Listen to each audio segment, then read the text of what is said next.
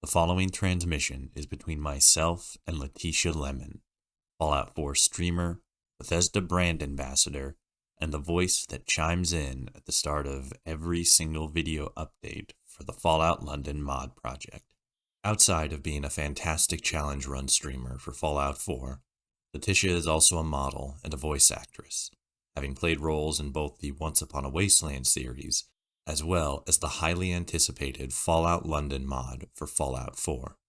Over the course of our conversation, we talk about Letitia's time as a streamer, her experience as a brand ambassador for Bethesda, and how her technical history and filmography education has shaped her expectations and thoughts on the upcoming Fallout Amazon Prime series. This is the Atomcast, and the best way you can show your support is by subscribing to our Patreon, as your monthly contribution will go towards improving the quality of transmission, as well as helping to decrease the time between uploads. As always, links to our Patreon, as well as the guest socials, will be linked in the description below. A happy belated International Women's Day, and without further ado, Letitia Lemon. Okay, give me a second here. I forgot which one did I want to actually start off with. We'll keep all of this in, just what are we doing? Oh no, yeah, this is gonna be the entirety of what the first couple of minutes are gonna be. Yep, totally professional right here. Right, professional voice actor, professional interview. It's just professional city up in this piece. Yep, we know what we're doing as far as everyone else knows. Yeah. I guess a good place to start off specifically is I think the best place to start initially is to one of the things I like to do first is to, because at the beginning of every episode, and I'm pretty sure I say this every single time, I like to I give a little blurb about who the guest is, what they do, stuff like that. And I always like to throw that back at the guest and be like, in your own words, can you sort of describe and talk about and sort of reiterate who you are and kind of what your place is in the community, what you do, basically your elevator pitch. Right, okay. You're wasting a lot of time in this elevator pitch here. We're on the 4th floor. That's fine. We've got to go to floor 50. We got plenty of time. It's a very tall building. Right. I am a well-known voice actor in the Fallout community. I've voiced in over 15 various mods, machinimas, audio dramas. 2 of them are actually award-winning audio dramas. Shout-outs to Once Upon a Wasteland and True Escapades there for those. I am also a Bethesda ambassador with the UK team, so I get to work at events with all of them, promoting various Bethesda games, not just Fallout. We did the first QuakeCon Europe right before the pandemic hit, so that was a fun time that we will never get back. And we were technically some of the first people outside of America to get to play Doom Eternal, which was pretty cool. Nice little humble brag there. I also staff for the Fallout for Hope charity stream team, so I help to organize those events that we do every year, help new streamers get all set up, give them tips and advice, and just how to be involved in the community there. And also on my own Twitch channel, I primarily do Fallout 4 challenge runs. I've got 3,000 hours in that game, so there's a lot of challenge runs going on. So I do a lot of stuff in the community, basically, and it's just really fun to, do a little bit of everything that expresses my love for both Fallout and Bethesda in general, but in all these different ways, basically. And adding my own charm to it as well. Besides not being American, which is already a very foreign concept for, Americans in general, one of the most unique things about you specifically, or at least I think specifically, is your name. Your Yes. name. So I've been mispronouncing it in my head this entire time. I like look at your name on like Twitter and Twitch and stuff like that, and I read your first Yep. name as like Lydia or like Lolita or something like that, and then like Lemon. And I'm like, man, she's like an anime character. And then I looked at your thing on Discord where you actually like put the proper pronunciation. I'm like, oh, Yep. Letitia. I'm just an Yep. idiot. Oh, um, trust me, I've had so many different pronunciations and spellings over the years, and at this point, I just own it. I hated it as a kid because I would get so annoyed, but now I'm just like, I don't care. I find it funny. I just have a collection of different names that people give me. you like write There them was one down. time, yeah, there was like one time on my Starbucks cup. I know they misspell names in Starbucks all the time, Mhm. like for it's for promo base. It's a really good way of doing promo because then you take a picture of the misspelt name and then you put it on socials, and then people are like, "Damn, I want a Starbucks now." So it's actually really, really smart. Yeah. I'm waffling on already. I can't help it. I like to talk a lot, but they misspelt my name so egregiously that somehow there was a Q in it, What? and I'm like, I've had some weird spellings before, but how the hell do you put a Q in Letitia? Laquisha. It made no sense. And then there was one time where I think they tried to spell Natasha and then they butchered that as well. And I'm just like, okay, I give up with Starbucks. But yeah, my name is very unique. A lot of people think it's a stage name, and they're just like, "Oh, why did you pick Lemon?" And I'm just like, "Well, it's on my birth certificate, so kind of born with it." Yeah, because that specifically is a very very unique last name. I don't think I've heard anybody with a last name as unique as that before. And Yeah, and it's it a helps with the alliteration of the two names and the fact that they're both so unique. It yeah, makes them really stand out, which and I'm very grateful for in my adult years. and they're very like similar to each other as well. They have like similar beats, like Letitia Lemon. Yeah, yeah, There's like a because yeah, rhythm to it. yeah, like at school, I didn't get like bullied, but like people would tease me about my name. Mhm. Like I wasn't like, one of those kids that was bullied all the time. But yeah, people would just find my name funny at school. And that was the one thing that did annoy me at times. But at least it was just my name, so that's fine. But it did really make me hate my name until I went to university where no one had ever met me before and I could be my own person, and I was like, "Oh my gosh, people like my name here." Yeah. Now I kind of like it too. It's funny how stuff like that kind of works out. Um uh Yeah, trying like I remember I there was a point where I was debating changing my name because I hated it that much when I was younger, but I just wouldn't know what to change it to. But yeah, now that I've grown up, I'm like, yeah, I own this name. This is me. yeah, There's not many other Letitia Lemons out there. not So, not I'm gonna make it my thing. yeah. That's cool. It's always good to like, just kind of like play the hand that you're dealt and be like, this is what I got. What's up, world? Bring it. Exactly. And as I said, I just find it humorous now when people butcher my name. I'm like, good attempt. Yeah. Like, nice try, buddy. And then you do a sick backflip. Yep. Yeah. Like, I find the spellings funnier than the pronunciations, though, because most of the time when people try to spell my name, it's already in front of them. Mhm. And I'm like, do you just not read? Right. Like, do you also Pronunciations, struggle I'm just like, with the English language? ugh. um, It's just funny. you said that you do a lot of voice acting work. Obviously you Yes. talked about Once Upon a Wasteland, which we actually had Brad on for a an earlier podcast episode, talking about the show and everything like that. Um, Yes. and for for I'm pretty sure you also mentioned it before. We did a lot of talking before actually doing the recording, so I can't remember if you literally just mentioned this like 5 minutes ago, or I'm just remembering it from like an hour and a half ago when we originally started. But for Yeah, anybody, don't tell the people. right? That's They don't need to know our shameful secrets. that is the or well, rather, you also worked on Fallout London. So for anybody who is like recognizing your voice specifically, who's not like, a regular on your stream. You're like the introductory narrator for pretty much all of Fallout London's like update videos. You come on, you're like, "Hello, it's Letitia."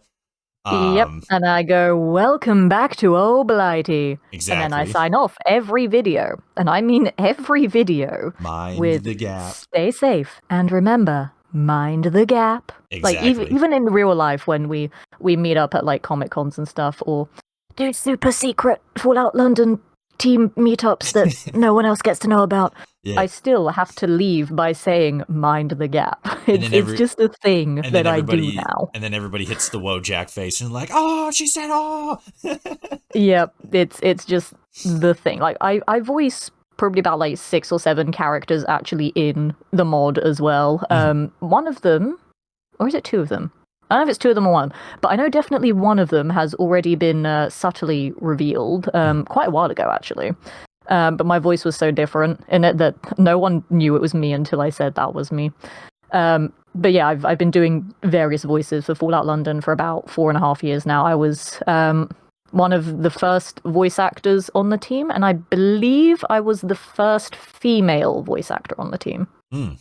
Okay, that's interesting. Was like, because I mean, I guess there are people who just kind of like fall into voice acting and stuff like that, but for London specifically, since you've been working on it for so long, or sorry, working as a part of it for so long, um, was it like one of the first voice acting things that you did, or did you do like other stuff before it? Because you are also like a model and an actor and stuff like that. And me myself, I don't know if many people know this about me, but I was in independent film for like a little bit, like a couple of years actually, like local stuff, nothing that kind of like went super viral or super crazy, but I also have a lot of experience in like acting and stuff like that, and voice acting specifically is one of those things that gets paired very well with that.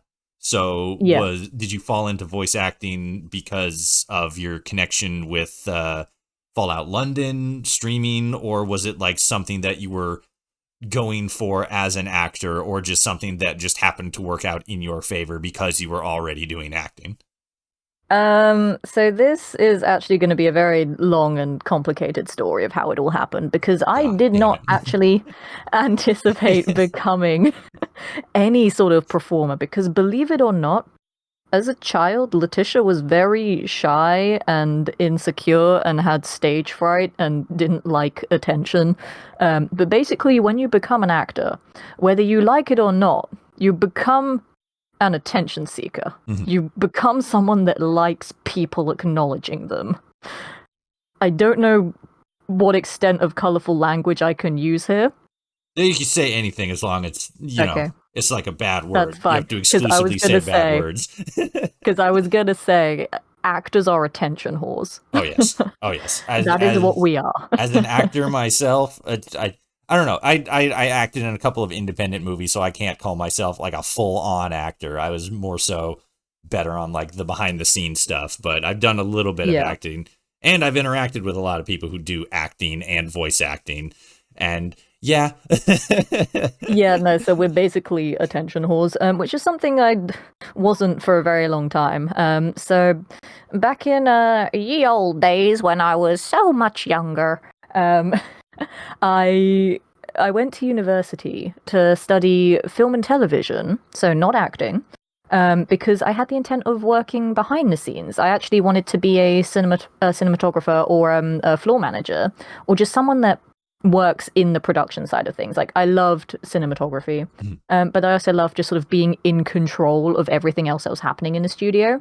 I wouldn't take on like a director or producer role at that time. I wouldn't. It would probably would have been something I wanted to do as a career, but at that time I was just like, no, I just like being in the studio doing stuff with cameras.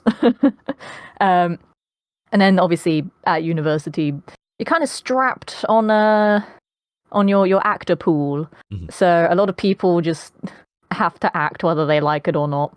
I did a little bit of acting stuff. I did a bit of presenting. A lot of our lecturers work in the industry as well, and one of our lecturers was like, "Oh, you have a really nice, soothing voice to listen to. You're very animated when you speak. Like, obviously, you can't see me right now, but I'm like doing hand gestures and like moving around while I'm speaking because I can't be still. And I have to move." for proper context for the audience, for her British teacher to say that her British voice is soothing, that's a pretty big deal. Because us lowly Americans, like we hear the posh British accent, and we either think like, ah, you damn redcoats, or like, wow, she's so prim and proper and everything. It's like, no, this is like next Yeah. level praise. Yeah. So yeah, they just sort of liked how I presented myself just as a person. And I'd had a lot of charisma and personality. So I started doing a little bit of on-camera stuff, just like student projects, both like acting and presenting like sort of talk shows and game shows and stuff. Mhm. I started to like it a lot more. I was less camera shy, so that was nice. And then after university, I was like, I kind of like working in entertainment stuff. So I got a job at an escape room. So we did a little bit of, hosting the games there. We did a little bit of like character acting. But then, unlike a lot of other escape rooms, especially at that time, we're talking like 7 years ago now. Oh my God, I just realized it's been 7 years since I got that job. Wow. Damn. I'm old now. Don't worry, the last 4 years have been it like doesn't. 20 years, so it That's doesn't true. matter. It just doesn't feel like 7 years ago. It doesn't. But yeah, like at the time, not many other escape rooms had the hosts giving clues in character. Like we do it over walkie-talkies. So instead of a lot of other rooms where they would just have like clues coming up on screen or whatever, we would give the clues in a character voice. So there was an element of voice acting there. So like, we'd have a secret agent character who would have to give you some intel on your mission and like give you some clues on how to save the world. So they were a more well-spoken person. And then we'd have like a prison escape room. So I'm trying to think how my character sounded. They were, how did they sound? Well, they had to be American because it was Alcatraz. Mm. My character, she had more of a gruff voice. She really didn't care. She was like, you could do this if you want to escape, but whatever. You get caught, then it's your own fault. You gotta hit a little nasally, hit that Boston accent. But then we also had like prison guards for that room as well. So we had to do 2 different characters for that one room. Mhm. And my prison guard had a very stern, very deep voice. She was very commanding, and she was just gonna straighten everybody out, make sure they stayed in their cells, didn't want any trouble.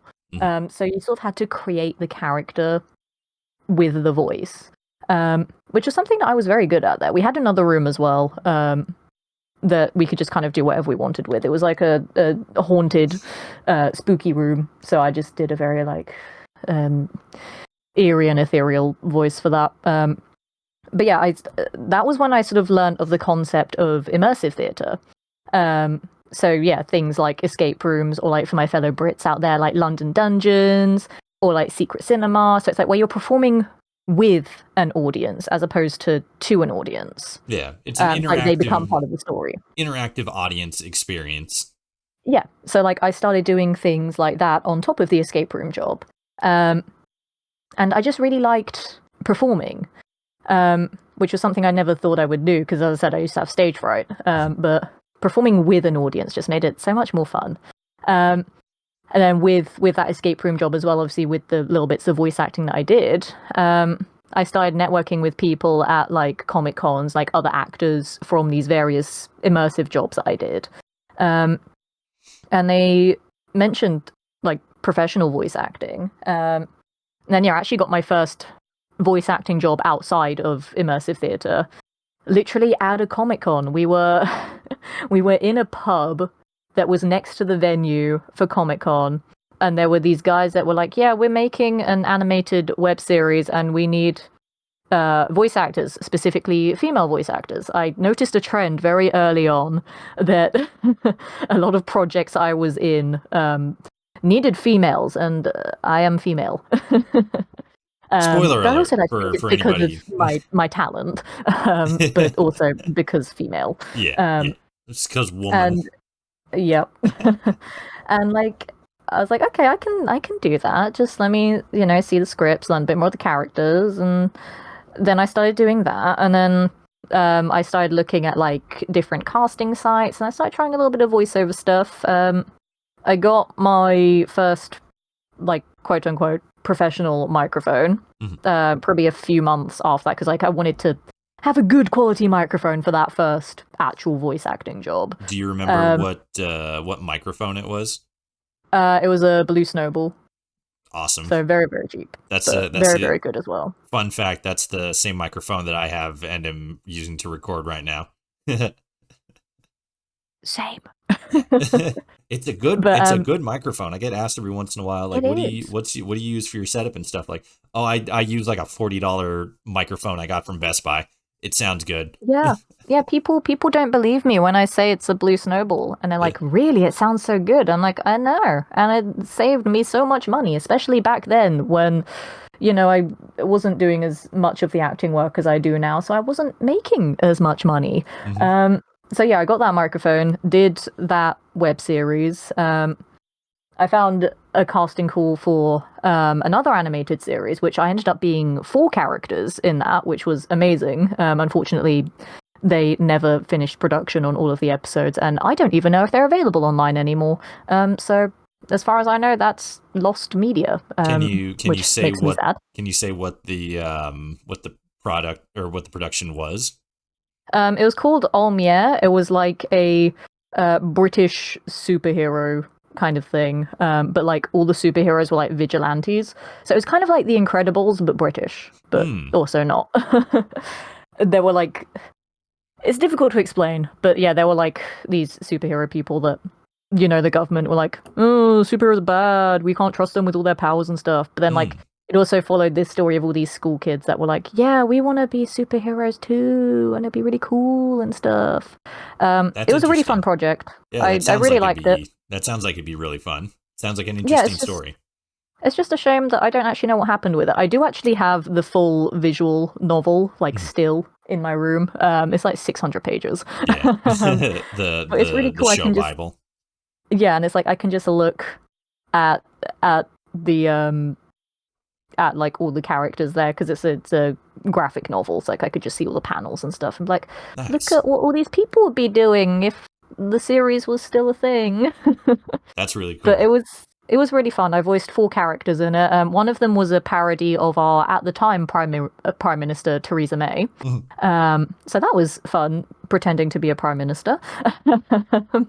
And I was like, okay, interesting. So yeah, I did that.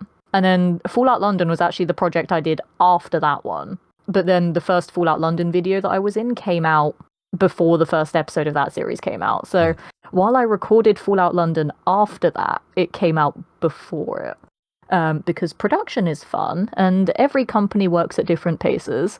So yeah, like I had those 3 first projects like back to back because I wanted to try something a bit different than all of the immersive stuff. And I was like, well, I can just record this at home. I don't need to travel to a location to do anything.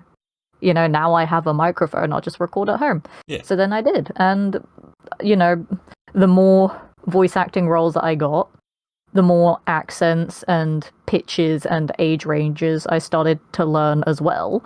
And now it's like half the voices that I do. Back then, when I started, like 6, 7 years ago, I would have had no idea that I'd be able to do them. So it's just fun that, however many projects you do, you're still learning things, and that's what I love. That's what always gets me wanting to do more. Do you Because no 2 characters that I voice are the same.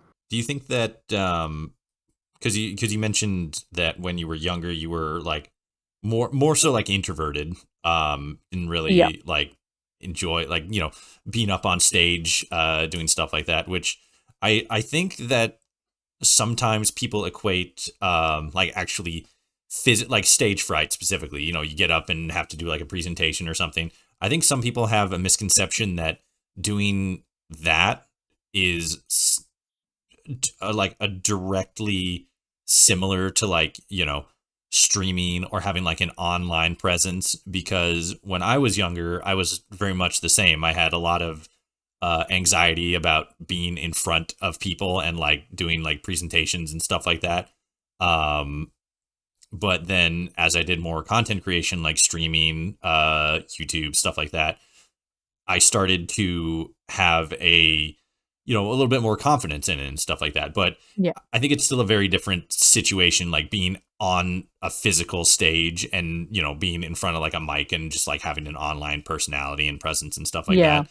But more so, do you think that when you were younger, being more introverted and stuff like that, helped in how you transitioned from a more introverted, quiet personality to a more, maybe not extroverted, because it's difficult to say when somebody goes from introverted, as in just their regular lives, to becoming an online content creator and becoming seemingly more extroverted.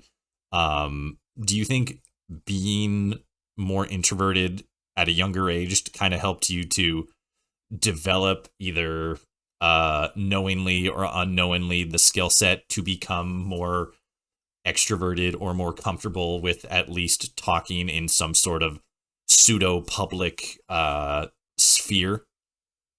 Well, I think for me, the thing is that, like, when I was younger, I always had an issue of acting. It wasn't a case of, presenting in general. It wasn't a case of having attention on me in general. It was just acting. Mhm. Like, I struggled with becoming other characters. I struggled with learning lines because I'm such a perfectionist that, like, if I got a line wrong, I'm just like, well, everything's ruined now.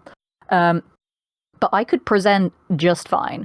Like, at school, when we'd have to do class presentations all the time, I would get up there, talk everyone's ears off. Like, a presentation that's meant to last 10 minutes, mine would last 20 minutes, but it would just be so jam-packed full of information. I'd be moving around the classroom, like making eye contact with people, doing gestures as if I was on a stage at like a Comic-Con speaking to thousands of people. Mhm. Like, I would just do that so naturally at school. One of my teachers, I remember he said that I should get into presenting or hosting. Funnily enough, that's where I'm at now. So he was right there. But I wouldn't be one of those kids that would just like half-ass everything, like sort of put together a really crappy PowerPoint presentation, and I would just like have my back to the class reading off the screen, or like have a sheet of paper in front of my face standing cemented to the spot. And I'd be moving around, I'd be pointing at the screen, using it as like a prompt, and be like, yeah, this picture here, I'm gonna tell you like 50 things about this picture right now, and then I'm gonna read off like 2 bullet points on that screen that is then gonna prompt like a whole paragraph of things I'm gonna say. Like, I was very good at taking a bullet point and then just improvising my way through a whole explanation of things. Like, I'm a very good host that can improvise. So more And that was sort so, of where I thrived. I was much better at improv than I was at learning specific lines to follow a scripted story. gotcha. So more so, you were just a good, you I'm a were good talker. yeah, you were quiet. You were just good at like when you needed to talk, you could do that easily. I remember very specifically a lot of the like real life acting stuff I did most of it with one guy specifically, and because like learning, like remembering lines and stuff is always a little difficult. But he had a very specific philosophy where it's like, so long as you get like the basic intention of what the character is trying to say, or the like the basic general like tone and stuff like that.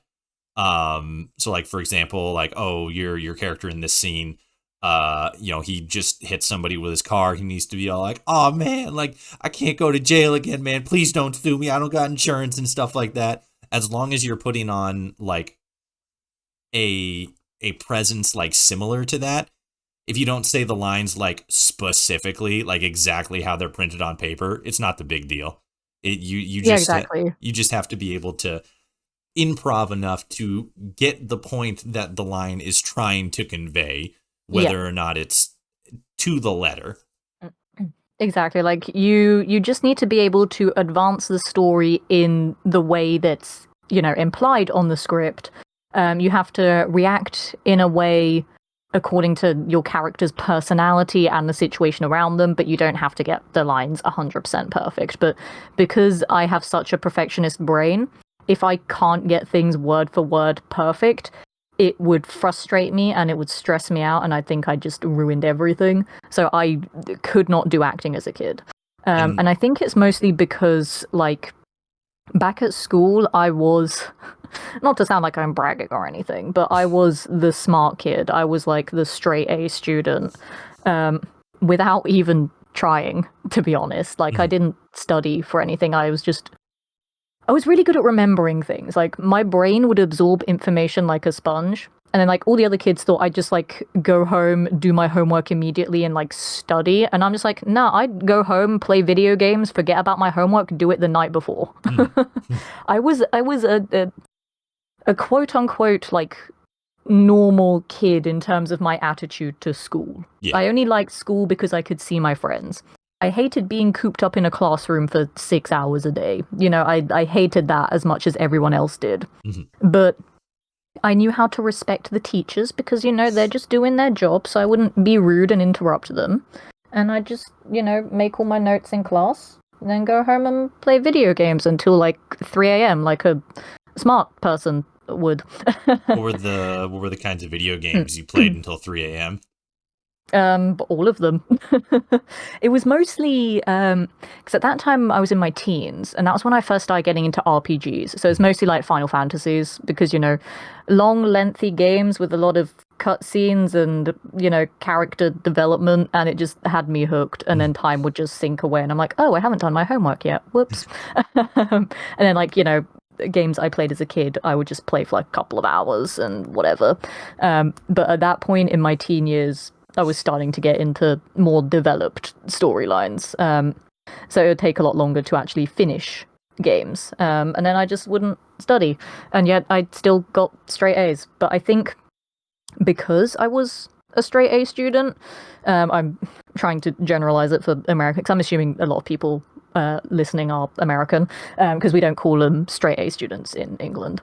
I'm just generalizing. But yeah, I was that kind of student, and there was a lot of pressure put on me because of that, because all the teachers were like, oh, Letitia knows everything, she'll get all the answers right. And then all the other students were like, yeah, you'll answer every question for the rest of us, so none of us have to be picked on by the teachers. And like, it was so stressful always having to be right all the time, because if I ever got anything wrong, anyone would just be like, oh my god, Letitia got something wrong. Are you like sick or something? Are you getting stupid? And it stressed me out so much. And I think that's where my perfectionism came from, and to a more severe extent in actually the past decade, my anxiety that I was diagnosed with when I was at university, which, yeah, I started university 10 years ago. And yeah, it was all because of at school. I had so much pressure put on me. Like, I would end up going to every award ceremony because of whatever subjects at school and stuff. So it was just a lot of, like, it was nice feeling appreciated for my efforts, but both the students and the teachers just put so much pressure on me. So when it came to, like, memorizing things, like a script, for the acting stuff, it terrified me. But then, like, with presenting, I can just talk about whatever I want. Sometimes there's a teleprompter, which that helps, because then you just have the script in front of you. But a lot of the time, when you're presenting, you're just yourself, or, a more hyped up, energized version of yourself. When you're presenting, most presenters that I know of anyway, don't become a different person. Like, it's kind of different with streaming, because with streaming, whether people realize it or not, they behave differently because they're in front of a camera. And a lot of streamers, they're not excuse me, they're not actors or performers, but they know they have a camera in front of them, so they're gonna behave differently. Like, whether they're a little bit more smug where it's like, yeah, I know how to play this game. Or like, they're trying to be a bit more edgy with their jokes and kind of skirting that line of what's acceptable and what's not just to get the controversies and stuff. Like, Mhm. people who stream are gonna be someone else, whether they realize it or not. But with presenting and with performers who present, it's the one time where you get to still be on a stage or in front of a camera, but you're not pretending to be someone else. Whereas, when you're acting in a show or performing in a piece of theatre, you are someone else. So I think a lot of actors that do presenting as well kind of find that relief of getting to be themselves but still do their job. Like, a lot of the time we'd like to do acting so we don't have to be ourselves, but sometimes it's nice to just not have to memorize a whole other person's existence, Do you know like what kind of person you are when you stream? And like how you're different from like, the actual you? I'd say when I stream, there's not too much of a difference, but I know there is a difference. Like, as I said, everyone has a difference, whether they notice it or not, whether they realize it or not, whether it's intentional or not. Everyone is different as soon as they have a camera on them. Even if they're just like, filming something for like social media, they're a different person. Like, that's just fact. Mhm. For me, when I stream, I'm normally, well, I'm very chatty anyway, but when I stream, I'm a bit more selective on how chatty I am. So I do talk about, aspects of my non-streaming life, but I'm a bit more closed off about it than I would be with my actual IRL friends because, they know me. Yeah. Whereas with streaming, it's a case of most of the people watching your streams don't know who you are.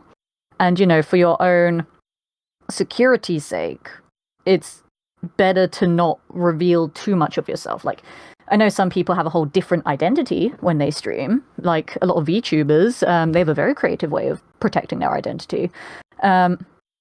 But for me, I like having that personable approach, but still having boundaries.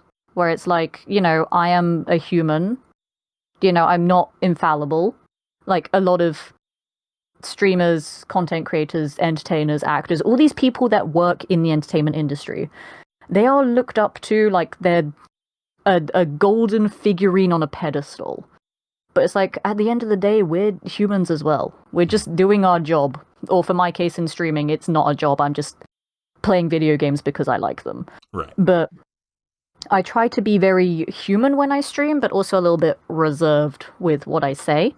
I also, I'm quite sarcastic normally anyway, but on stream I like to amplify a little bit of that sarcasm a bit, because I find that part of my charm is that even when something really insane or really dramatic happens on stream, I always have a very typically British, dry, witty remark to it.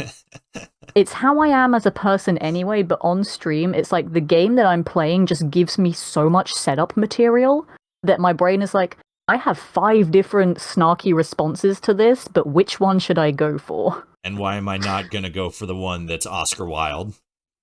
Exactly. But yeah, I find that my streaming persona, as opposed to my real persona, is a little bit more reserved in the more humanitarian talk. Mhm.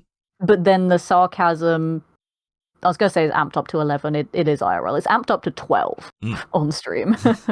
I'm so much more sarcastic. But as I said, it's part of the charm. I've checked out your channel. I guess that's what they would be called on Twitch. I always forget like what they're called specifically on Twitch. Channels, networks, streams. I don't know, but I've checked out a couple of your live streams before. And you Oh, play no. a very select number of games on your like Yeah. history as it is right now. It's like 90% Baldur's Gate, a couple of Fallout 4, and then like 2 Skyrims. So like I guess because like I have here in my notes and stuff a couple of notes related specifically to your streaming choice and like the games you play and stuff like that. Um, Hmm. but since your streaming catalog rather is so limited, I guess the I'm gonna have to generalize the question a little bit. But like, what are like the what's the best game you've played? What's the worst game you've played? And what's if I'm pretty sure if this doesn't make sense, let me know. What's the best worst game you've ever played? Okay. Well, yeah, for my streaming library, it's only sort of condensed itself recently just because of my work schedule with all the other stuff that I do. I said at the start that I have like 7 different entertainment careers, which, versatility for work and demonstrates my wide skill set, but also is a detriment to my free time and my sanity. But, both of those things are severely overrated. No one needs free time or sanity. God, Nah. no. Disgusting. But I actually used to be, like, I started off as a variety streamer. Mhm.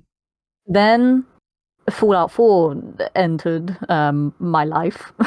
Not even just it entered the library, it just entered my life because I was a Fallout 4 virgin when I played it on stream for the first time. Right. Um, that entered my life. It consumed my life. I'm just condensing all this down. I got backed into a corner of only streaming Fallout 4 because I hate saying this because everyone who knows me knows that streaming isn't my career. I don't want to make streaming a job. It's too stressful and I won't enjoy video games if I make them work. But Fallout 4 was also the thing that brought in the numbers. Mhm. I almost became a partnered streamer through Fallout 4. So I was like, okay, we'll do a lot of Fallout 4. But then I realized I was stuck just streaming Fallout 4. Mhm. So then I started to dip my toes into a few other games again. It went okay, it was fine. It wasn't great, but I was like, okay, now I'm back into variety. Then Fallout 76 became a thing. So then I just became a Fallout 4 and Fallout 76 channel. And Diversification. then yeah, and then I realized I did the same thing again. Um, so then I came up with the idea of having a schedule where it's like I'd have my reliable weekly Fallout content, but then I'd also have a couple of slots in the week that would be for those variety games. I kind of treated my schedule as like a TV channel, which I mean it kind of is, but it's Mhm. like online. But I would schedule it in that way, where it's like, oh, Mondays is I can't even remember what my old schedule was, but Mondays was like a backlog game that I've never played before, so we get brand new reactions to stuff, and I don't know what's gonna happen.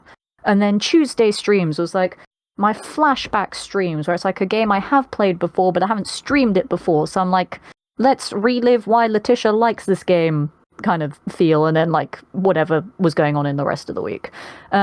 And then, as you pointed out, my schedule these days is just Fallout 4 and Baldur's Gate 3. It's Because mostly Baldur's Gate 3. Like, let's be those honest those here. those games have a chokehold on my existence. But it's like a Fallout 4 is just a part of my soul now. It's gonna be a thing that's never leaving my channel. Like I streamed it so much, and then when I got my platinum trophy, I didn't want to stop streaming it. Not just for the numbers, I just really liked the game, and then that's where all the challenge runs came in.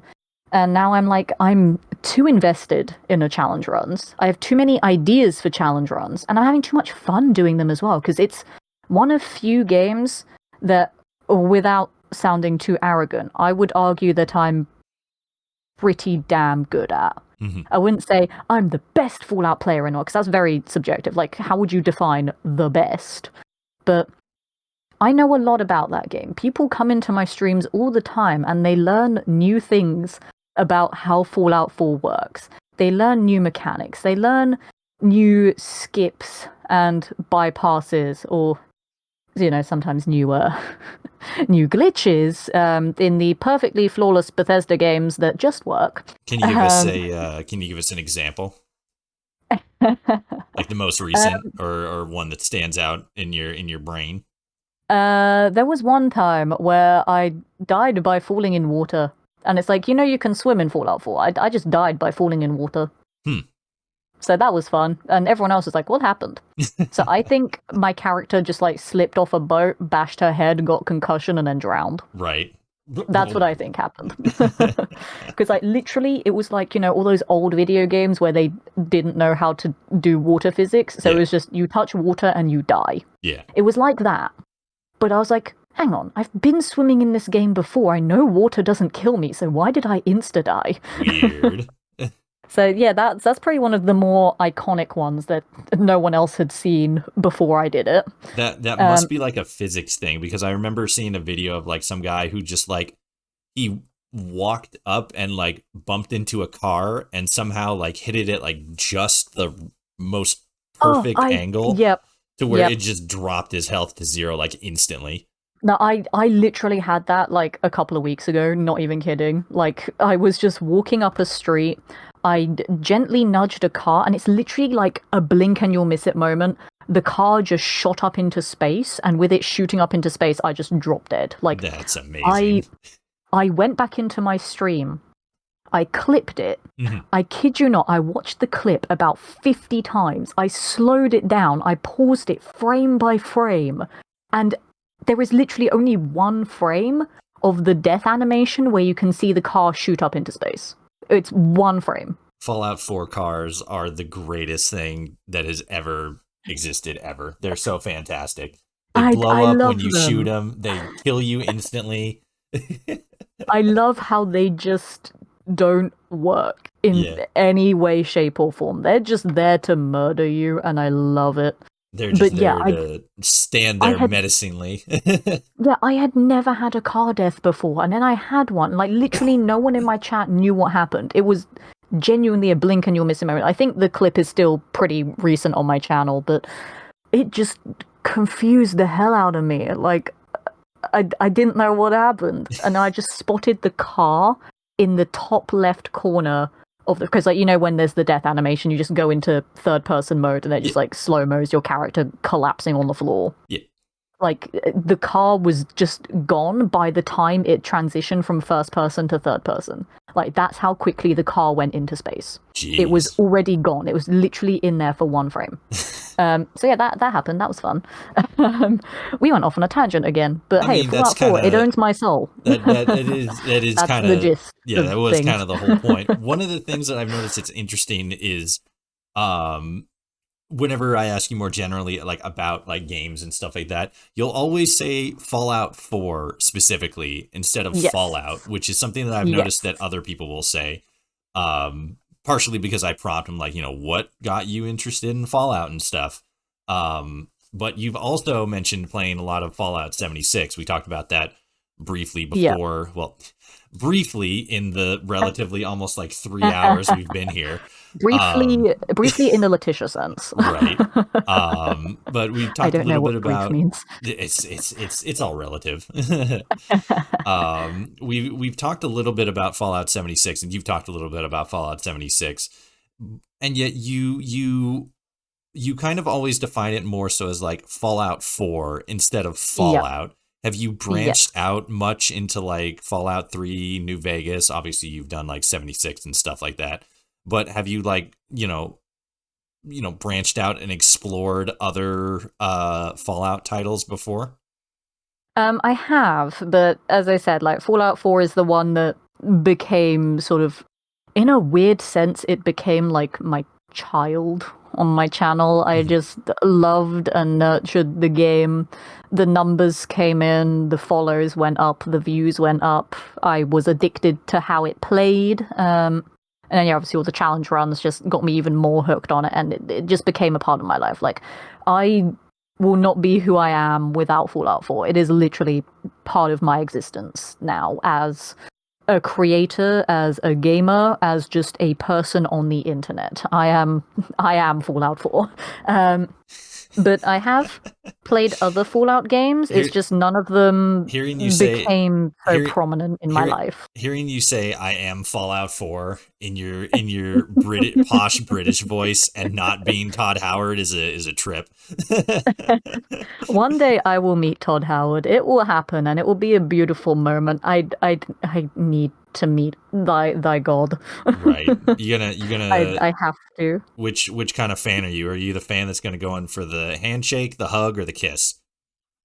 I will probably have a panic attack and be like freaking out the whole time and not knowing what to say. Right, like Which is funny because of my career and like I've worked at so many events with very notable people before. Yeah. I've learned how to compose myself. Yeah. But with Todd Howard, I'm like I can't. Like this man has defined who I am as a person because of the games that he's worked on. Right. And then he'll be all like, well, clearly she doesn't just work, and then he'll put on his Oakleys and then kind of like turn away, and there'll be like that guitar riff. I feel like he'd more just be like, security, get this weirdo away from me. Right. I don't know. I've talked with like, people. okay, bye. I've talked with people who have like met and like worked with Todd Howard.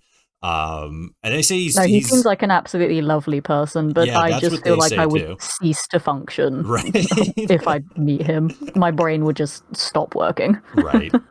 But yeah, no, Fallout 4 is the one that I know the best. I'm most accustomed with. Like, as I said, I have 3,000 hours in that game. I don't think any other Fallout game comes close. Not even 76. I played a lot of 76 for a while, but then I just kind of fell off of it. But I have played Fallout 3. I have New Vegas. Don't judge me. I've not played it. I'm ready for people to hate on me in the comments for not playing it. I mean, I don't have time. Okay, it's a long backlog. Well, like you said specifically, like you have Fallout New Vegas, and the judgment was already cast the second you phrased it like that.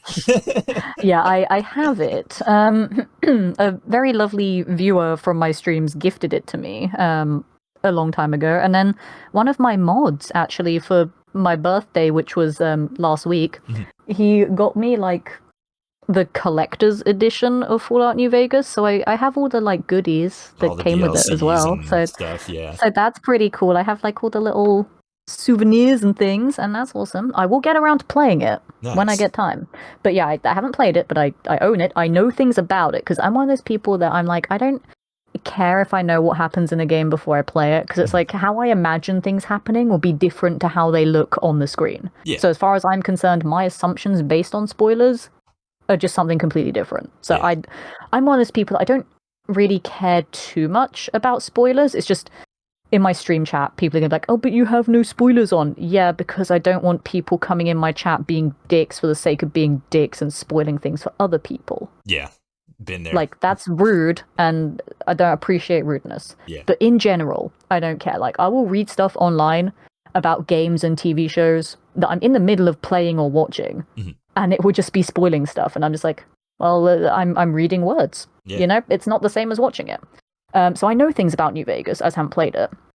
I have played bits of Fallouts 1 and 2, but I never finished either of them.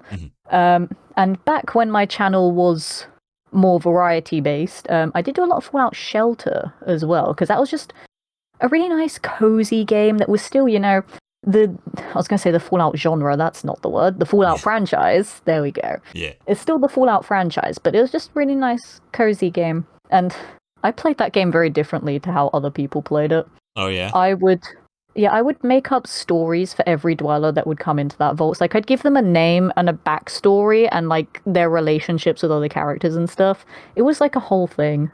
I think that's kind of, like, how people play that game in general, because it's kind of just, like, human nature, you know, especially since I would do that for my streams. So I'm like, okay, so here's this new dweller. Let me tell you about what happened to them before they got to the vault. And, oh, you're not going to believe this, but, like, this person and this person, they hooked up and, oh, she's pregnant, look at that. Or, oh, this person had an affair with this person and they're not too happy about it. And, like, I would actually write down all of this stuff, and I would, like, write down the family trees so that, you know, there wouldn't be, any kind of weird stuff.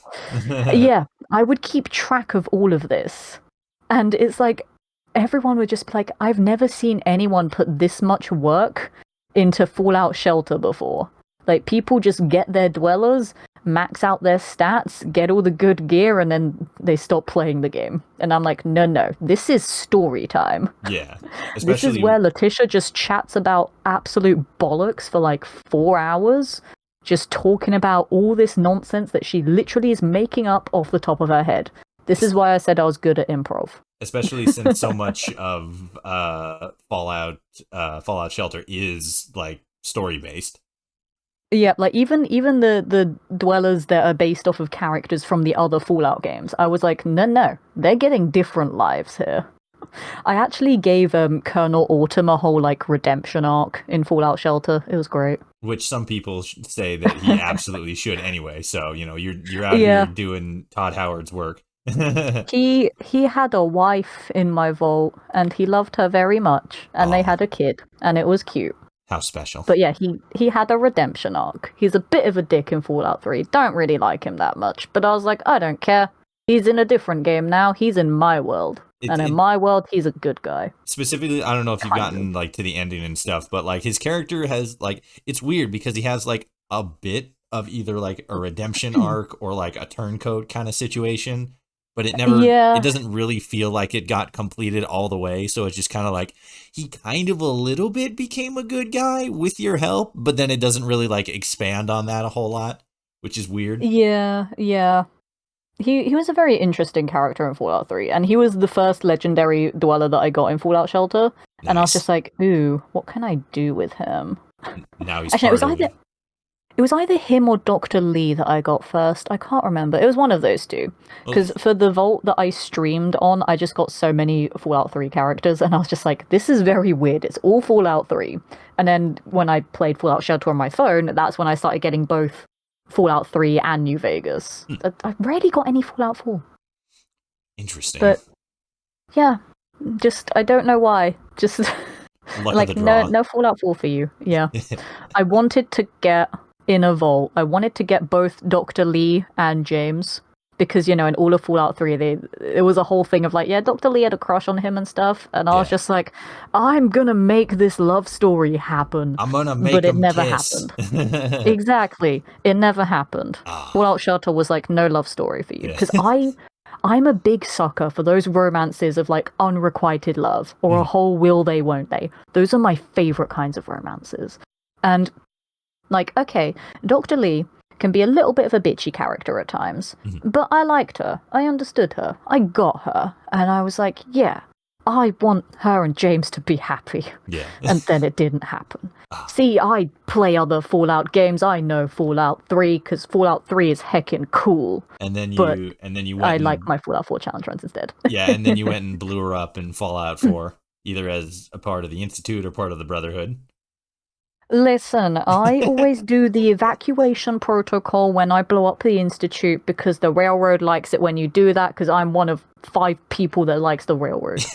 I just like all the characters that no one else does. That is Right. my role as a Fallout creator. You're right. That's the vibe you're out here setting. Yep, I'm just like, oh, you don't like this person? Well, I like them. Right. I will give them the justice they deserve. Speaking of things that not a lot of people like, Starfield. How come you haven't Uh, played that?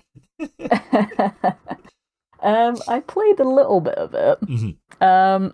But as a lot of people discovered very early on with Starfield, you gotta have the right specs and the right high-end equipment to actually make it run. Mhm. I don't. Really? What do you That's like? that's the short end of it. I don't.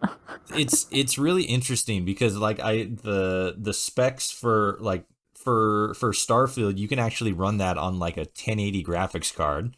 I had a 2070 in my computer, and it was running like perfectly fine. And for context, my 2070 died like 2 weeks ago. So it was like by the time Starfield came out, it was already starting to, you know, hobble along. But Well, the to your point though, I think one of the big requirements that not a lot of people were picking up, and I didn't even pick up at you know at first blush, is I think part of the lag that a lot of people were experiencing was because the game was more so optimized for, I believe, an SSD hard drive. And Mm, so there'd be a lot of people mm. playing it on like a regular hard drive, and it would have like, lagging issues because it was built to be intended to be run on just a faster hard drive in general. Yeah. Um, Like the thing for me is that I I don't want to get into all like console wars and stuff oh because no, yeah, I'm it's gonna ridiculous. put this out there, blanket statement. I don't care. Oh, But controversial. You heard it right here. I Letitia know, Lemon shocking. does not like the console wars. Post in the comments But what you think about that.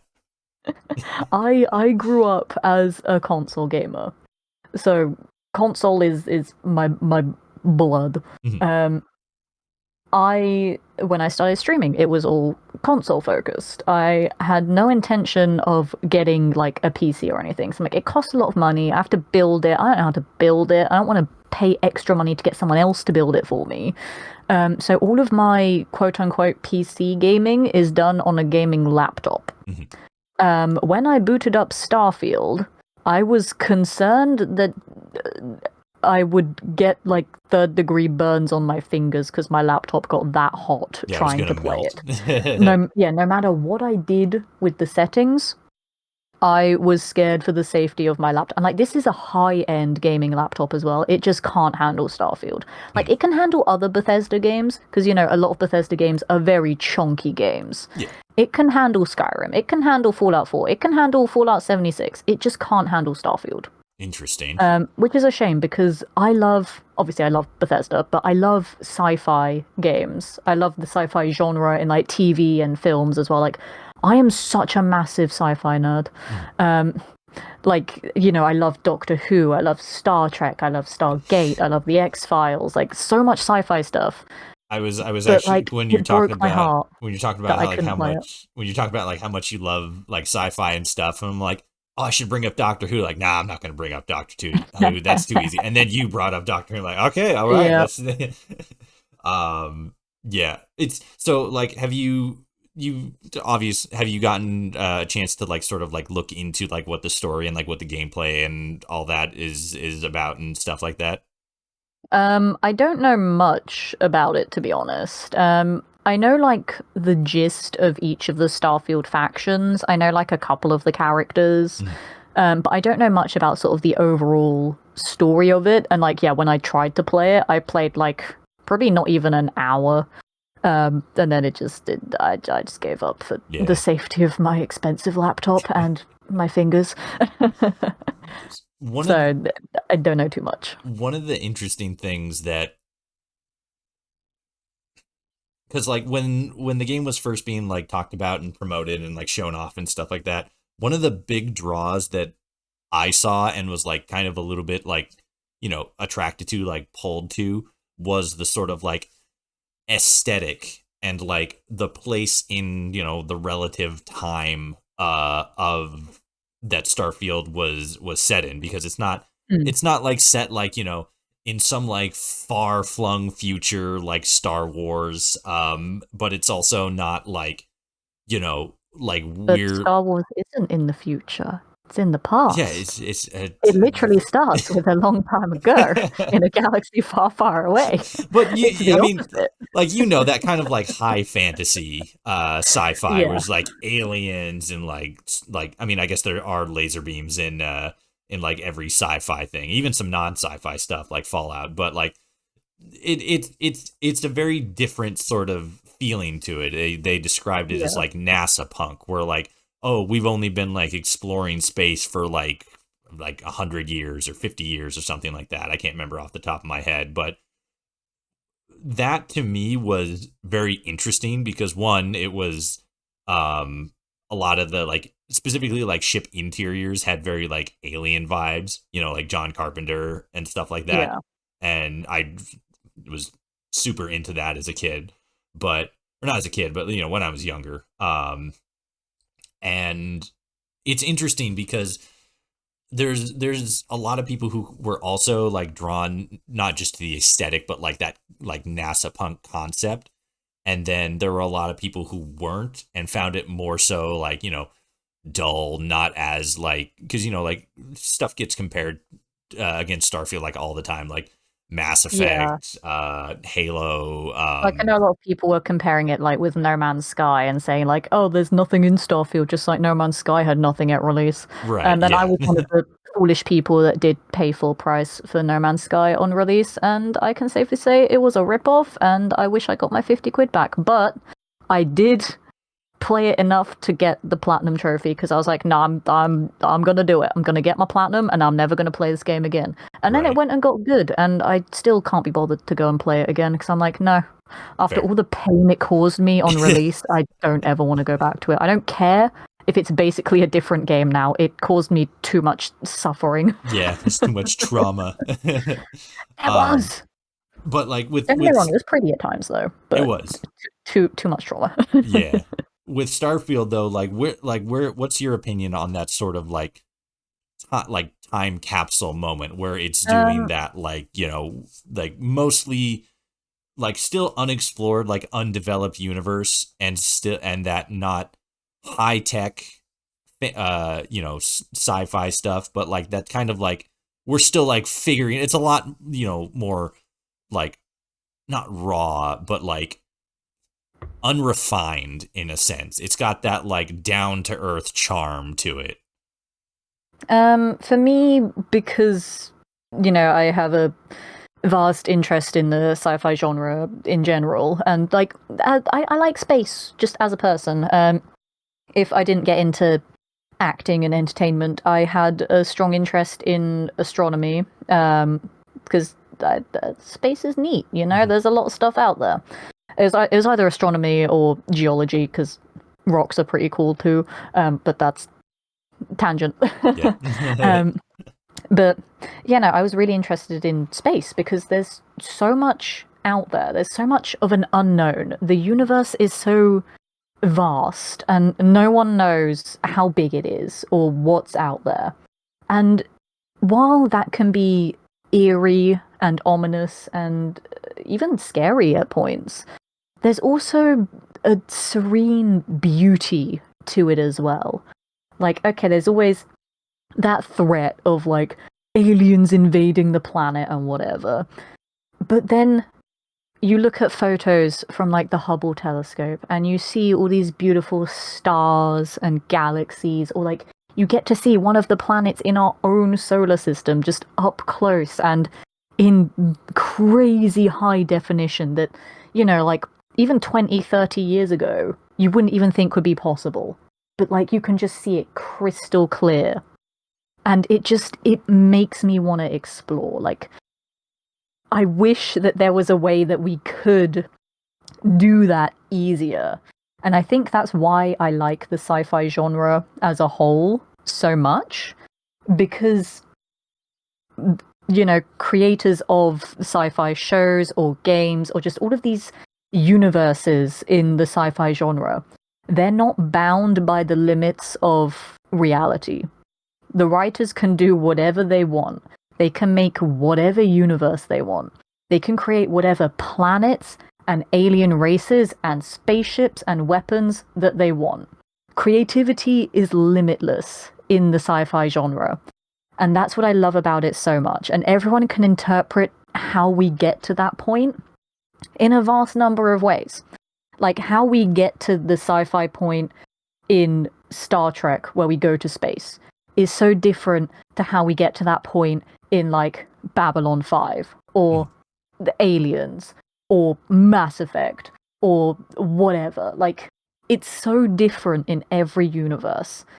But the point still remains the same, of just exploring other worlds, other galaxies, other alien cultures and alien races, just seeing what's actually out there.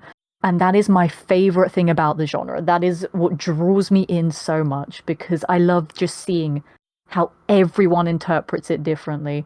And with Starfield, I was so excited to finally see Bethesda's take on that, because we've had glimpses of it before We had Prey. Prey was amazing.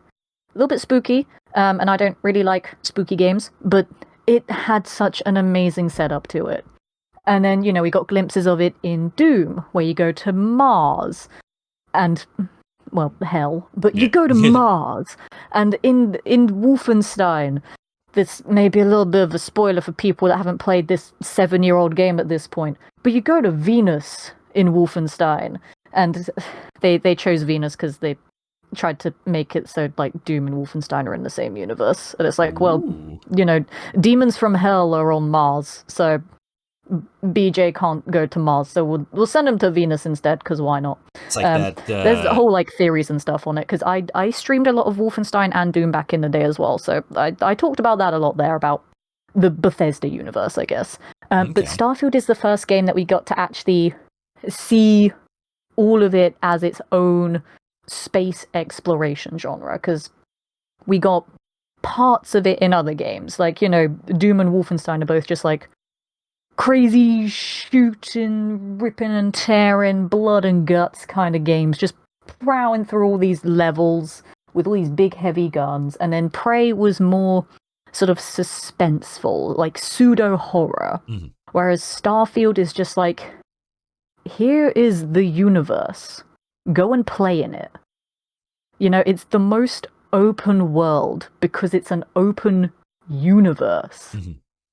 And that's what I love about sci-fi games that treat their world, their universe, as just a plaything that you can go and explore and do whatever you want in. Like, I love games like that. Like, games like The Outer Worlds or Star Trek Online, just where you can just go. You can do whatever, you just go out there. Like, you see a planet that's really freaking far away, you want to go there, go for it. There's no limits there, and it's just something that I just am so addicted to. I'm such a sci-fi nerd because there is just infinite possibilities, and I love it. I got very passionate there. I'm sorry. I mean, like I just went on a whole ramble there. I mean, it was kind of to the whole point of what I was initially getting there. How do I word it? Because like one of the big things that was like levied against Starfield specifically was that there's a sort of like a lack of stuff to do. There's not a whole lot of like, because most of the planets are more so like barren rocks and stuff like that. Not all of them, but like a large swath of them are just so that, like, relatively empty planets with, like, there's a mining facility or there's like a research outpost and this, that, and the other thing. I talked with Tom of Robots Radio Network on the last episode, and we talked about like, maybe Bethesda is like trying to build their games to be more so like simulated environments, like Fallout's a simulation of post-apocalyptic environments. Starfield's a simulation of like early into or a new into space simulation. Well, my take on that, sorry to interrupt there, but my take on that is that Bethesda is sort of going for a slightly more realistic approach with Starfield, in the fact that because our universe is so big, like, sure, there's going to be other life out there, but it doesn't mean every single planet that exists is going to have civilization on it. Some of them are just going to be barren wastelands that have no life on them. And while from a gamer perspective, it means there's a lot of empty space where people, quote unquote, do nothing, but you can take in the atmosphere of that isolated loneliness. You can make up your own story about what happened on that planet, why no one is there.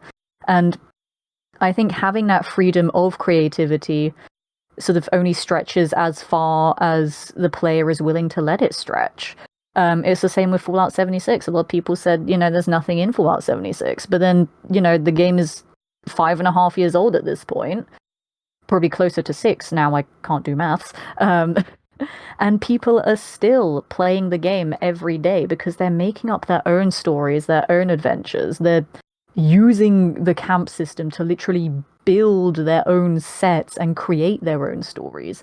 And I think, in a way, Starfield is kind of doing that, but with a much bigger canvas than just, post-apocalyptic West Virginia. It's giving you a literal universe to, loosely follow the story that they've set up for you, but then also experiencing just how big that universe is, how empty it can be at times, because that's what our own universe can be like. But then you can also make your own adventure out of it. And, while I do believe there is other life out there in our universe, I don't think every single planet is going to be occupied, even in like a couple of 100 years' time. I don't think there's going to be these sprawling civilizations on all of our planets, that there's going to be this whole network of intergalactic explorers. Like, I don't think that's what it's going to be like. And I feel like that's the reality that Starfield is kind of capturing, in a way. That, sure, there's more out there in the universe, but there's not going to be stuff to do everywhere. There's not always going to be someone to talk to, or some alien to shoot, or some facility to loot from. Like, it has a more grounded approach to things, but still using that Bethesda creativity to add in a storyline and interesting characters, but also being like, this is a whole universe. It's not all isolated to one planet. Like, there's a lot of other things going on, and then sometimes there's going to be those empty and quiet, desolate places as well. I guess more so, like, what do you think of the concept, like, the theory that Bethesda sort of made Starfield as empty as it is for, again, twofold.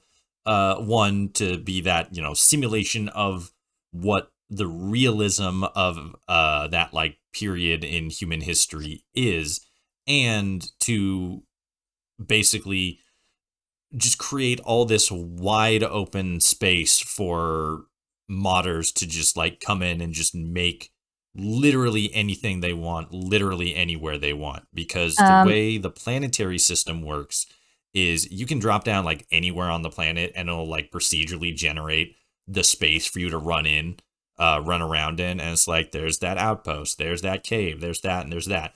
But you can do that anywhere on the, like, surface map of the planet, which means there's, like, thousands upon hundreds of thousands, if not, maybe millions of different spots on one individual planet or one individual moon that a player can drop down on, which means on just, like, one singular planet, there's almost an infinite number of individual spaces where a modder can come in and create in this sort of isolated sandbox. And when you multiply that for all of the, like, 1,000 planets there are, that's a lot of room to, like, mod just, like, new stories and stuff on. So when, as speaking as a Bethesda ambassador for the UK,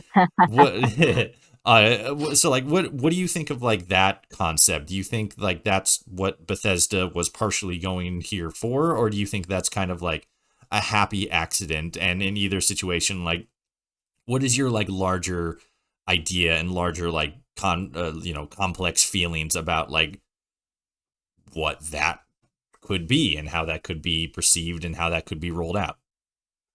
I think Starfield is definitely a modder's playground. But I think, a lot of Bethesda's open world games are modder playgrounds. They're very mod friendly. They support the creativity of the modding community. They have, like, the Creation Club. They've actively hired people who've made fan mods and they're now working at the company. Like several of the Fallout London team are now working at Bethesda. Like they fully support the creativity of the community, and I think with the vastness of Starfield, that it has that room for modders to do what they want with it, because there's just so much space. They've essentially given modders, planets upon planets of real estate to do whatever they want with. And part of me thinks that that's intentional in a way, because of games like Skyrim and Fallout 4 that have literally thousands of mods for them anyway. And that's just a small space on one planet. So I think there's kind of that thinking of, why just give modders one planet to create their stories in? Why not give them a whole universe? Like, obviously I can't speak on behalf of Bethesda. This is just my interpretation of things. But that's how I perceive it as. Like, they've given you a loose story and some loose bits of lore to play about with, and then the rest is up to the player, really. I think that's just one of the main draws of Bethesda games in general, that there's enough content there, but then there's so much room for players to do whatever they want with it as well. What are your thoughts on the Fallout? I call it Fallout Prime just because it sounds cooler than saying the Fallout Amazon Prime series. What are your like thoughts and expectations, especially as somebody who has done acting, voice acting, has more so a deeper, I don't want to say like, like you understand like filmography and like, story crafting and stuff, like you're not and like I keep saying that, it makes me sound smart. Right. I mean, I did a degree in this stuff, so No, I've yeah. studied film production for like 10 years, Yeah. So as well as going into the industry as a performer as well. So I know a few things. Right. Yeah. So like what are your like expectations, like what are you expecting from Fallout Prime? Well, my first initial thought on it was, why didn't they cast me? Yeah. But that's, Bro, same. that's my unprofessional opinion. Yeah. But talking as both an actor, as someone that has studied film and has worked on various film and TV productions before, as an avid Fallout fan, I'm very excited for how the show is going to expand the Fallout lore and the Fallout universe. From what I've seen of like all of the trailers and the promo images and stuff, it looks and feels like Fallout. It doesn't feel like something completely different that's just like, oh, we'll just grab this popular IP and then just slap it on there just for, budgeting and promo and making it look a lot cooler than it is. Like, it genuinely has that Fallout aesthetic, that Fallout vibe to it. And they don't need like a big name attached to their show to be like, hey, look at it, it's really cool. Like, it is just Fallout converted into a TV show. That's what I've interpreted from everything I've seen so far. But I'm also one of those people that I will never judge something until I actually see it or until I actually play it. This is slightly a tangent, but still relevant. My absolute favorite film of all time is the original Ghostbusters. Ah, hell Love yeah. it so much. Admittedly, some of the writing in that film has not aged well, but I just love the concept and the characters and just the universe that it's created in general. So when the 2016 Ghostbusters all-female thing happened, I was someone that went into it with an open mind. Like, okay, a lot of the stuff I'd seen beforehand, I was like, this doesn't look too great, but I wasn't, gonna hate on it and say it's garbage until I'd seen the film. It's just a shame that I did think all of that once I saw the film. Yeah. But, I wanted to give it a chance. It's like, you can't judge something without actually knowing the full detail of it. And yeah, in that particular case, I wasn't, one of the like hardcore Ghostbusters fans that was like, no, if it doesn't have the original cast, it's gonna be crap and I'm gonna hate it and blah blah. Oh, it's all women and they're just getting all woke and Me Too and blah blah blah. As a woman, Yeah. They and I'm just like, also no, happen I to be don't care doing about that that. as well. Yeah, I'm like, I don't care that it's an all-female cast. I No, don't yeah. care that it's new characters. It's just it had a very different tone that didn't feel Ghostbusters. It was too slapstick comedy. The writing in general had no interesting story beats to it. None of the characters had any chemistry. Hmm. The villain posed no threat. It just didn't feel like Ghostbusters. It's like they took the logo and just like stuck it on all the marketing material. It did not feel part of Ghostbusters at all. But with It's like what Konami did with Metal Gear Solid after they gave Kojima the boot and then put out another Metal Gear Solid game, which everybody yeah, instantly hated because it was very clear like, oh, you're just trying to like, it felt more like a mobile game than an actual like full Metal Gear Solid experience. yeah, and it's like with the Fallout show. What I've seen so far does look very good. Like the marketing is amazing. The the set pieces, the costumes, the characters, they all feel very Fallout. And I know people were all a bit like funny about the Cyclops character. I can't remember his name.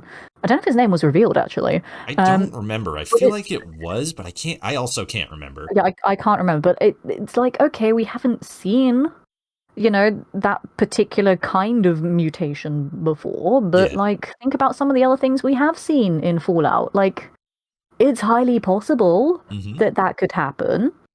Like even just think about the mutations you get in Fallout 76. Like okay, they're not going to make your character look physically different, but think That about that what those that's mutations actually are. That's actually it's funny that you bring that up because very recently they I think it was on the Twitter account for the Fallout Wikipedia.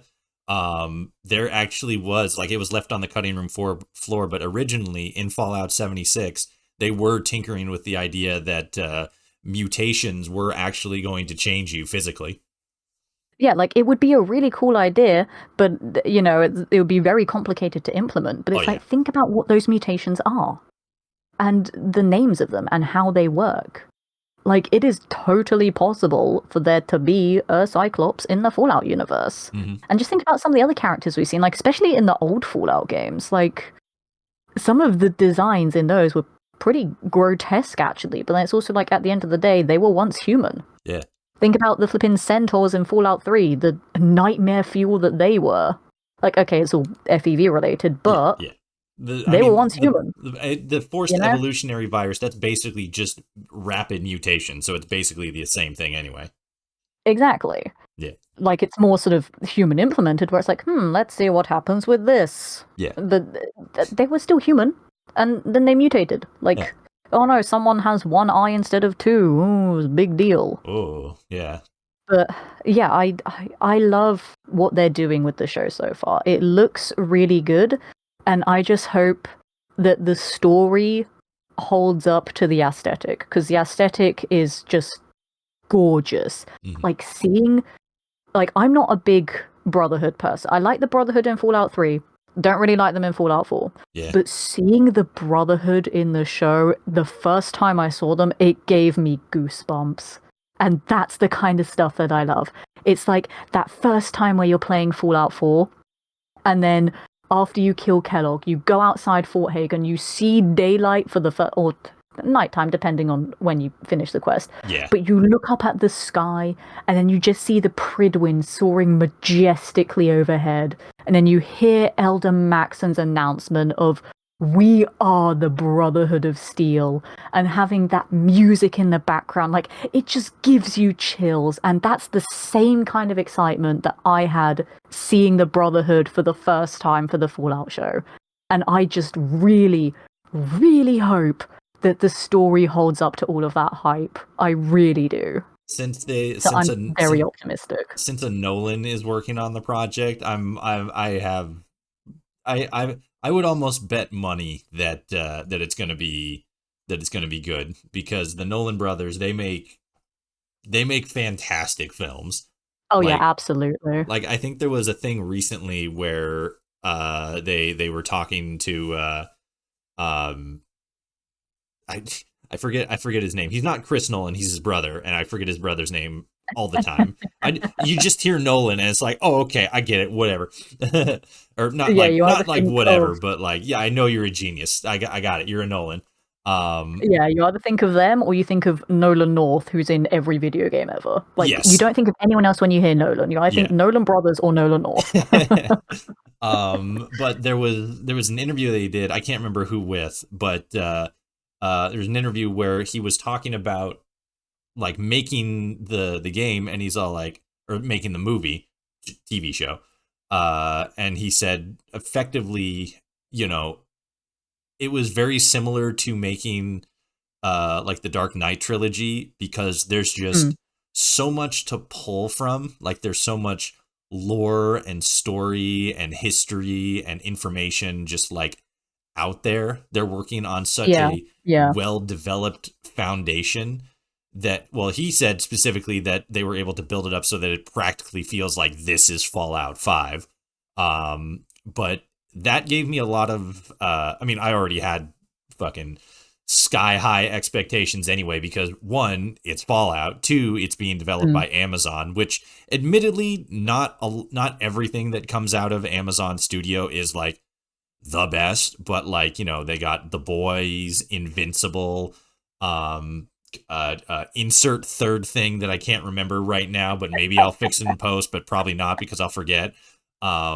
And oh yeah, that's so, my favorite one. oh yeah, right. It's literally the best show. If you haven't watched it, do that. Yeah, Yeah. and we're specifically not saying the name again, not because either of us forgot it, but it's because you know what we're talking about. Yeah, you know. Yep, They know. The yep, audience knows. yep. But so like it's got the Amazon studio behind it, it's got Nolan backing it, it's based on a very popular IP. So it's like it has all of the right recipes to not only be good, but to be incredibly faithful to the source material and everything. Yeah, absolutely. Yeah. So I think the show is in safe hands. I really do, and Hmm. I'm very excited to eventually see it next month. It's weird to think about this next month. No, right? Oh It's my so gosh. close. Plus, it's also going to be the same month that London comes out, so like it's like Yep, that was April's going to be a intentional. banger month. Yeah. It was um, very intentional that we moved Fallout London back to April, because obviously, we want to make sure everything's polished, because you only get one chance to make a good first impression. mhm. And the mod's initial release at quarter 4 of 2023, the team didn't feel like that it was ready for then. So obviously, because I don't work on the production of the mod, as I said earlier, I just do voices for it. I don't make things in it. Yeah, But as except far as I'm voices. aware, yeah, like as far as I'm aware, everything in the mod was pretty much done. It was just making a few tweaks to things, tidying things up, getting a bit more polish in there. And then it just made sense to release it around the same time as the TV show, because then just April is just Fallout month, you Yeah, know? it's like what the Sim Settlements 2 team did with dropping their game like a week or two before Starfield was going to drop. Yeah. Also, Is- fun fact: I was almost going to be in the first Sim Settlements. Just there were a lot of behind the scenes scheduling conflicts at the time, but like I could have been in that. chapter 1. Yeah, Nice. I could have been in it. And also, I'm just dropping all these fun facts about other things that I've done. Right. Um, but the mention of Christopher Nolan and the Dark Knight trilogy. I actually used to work at a Batman immersive experience in London that is official. So technically, in a very loose sense, I am officially part of the DC universe. Yeah, you're Batman canon. Technically, in I am. in It's this very loose, but it's official, so I'm counting it. Let me have this one. in a much more I actually learned this recently, in a much more solid way, cuz like you know Gravity Falls, right? Yeah. Yeah. uh there was a Simpsons introductory couch gag where Bill Cipher was actually in in the bit, and the creator for Gravity Falls, whose name I can't remember off the top of my head, but he was actually asked, like, because Bill Cipher is, a universe hopping creature, and because he was in The Simpsons, does that mean that Bill Cipher is technically canon in the Simpsons universe? And he said yes. Ooh. Yeah, That's actually an interesting point though. Like anyone that can dimension hop, it's like technically they're canon in every universe if you think about it. exactly. But since The you're not an multiverse is infinite. right, so you're obviously not an interdimensional creature, but if Bill I mean, Cipher as far can as be you know. canon in, I know, right? If Bill Cipher can be canon in The Simpsons, you can be canon in Batman. Exactly. That's not a stretch anymore. That's just the world we live in. I am counting it. It's official.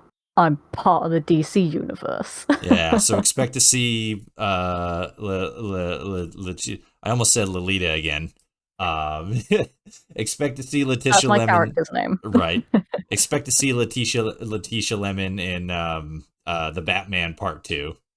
Yep. Right I will there, be there. right next to the Joker and Yep. Clayface. I heard that Clayface is probably going to be in it, which is going to be super interesting.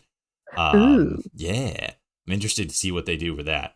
fascinating. But I'm more so interested and more so on topic because you're a brand ambassador. Maybe you can tell me this. When is Fallout Shelter Online coming to United States?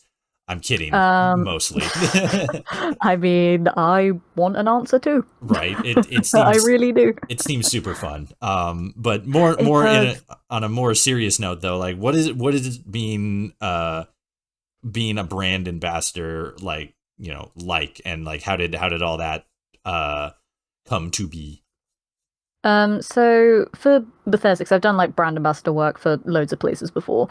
Just not as long term as I have been with Bethesda. Because yeah, I've been an ambassador for them for like 5 years actually.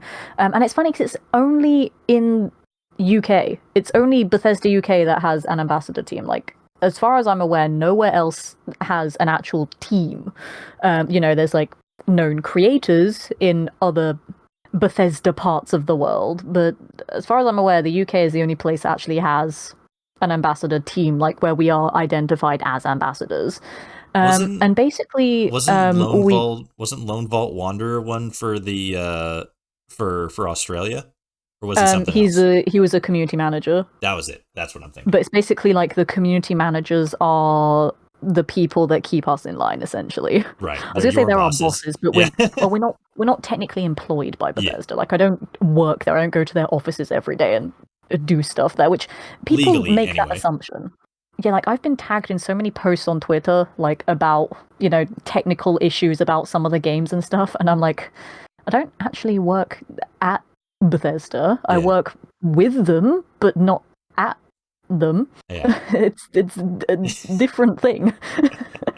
But I think it's because I'm like quite well known in the community in general, so people just see, Bethesda ambassador, you must work there. I'm like, nope. Right. You must know Todd I Howard personally. oh yeah, he's my busy mate. He's gonna come round tomorrow and have a cuppa. We There got you go. There's your friendship. English slang. Right. I was about to say we're gonna watch the Yep. footy. Yep. Watch the football.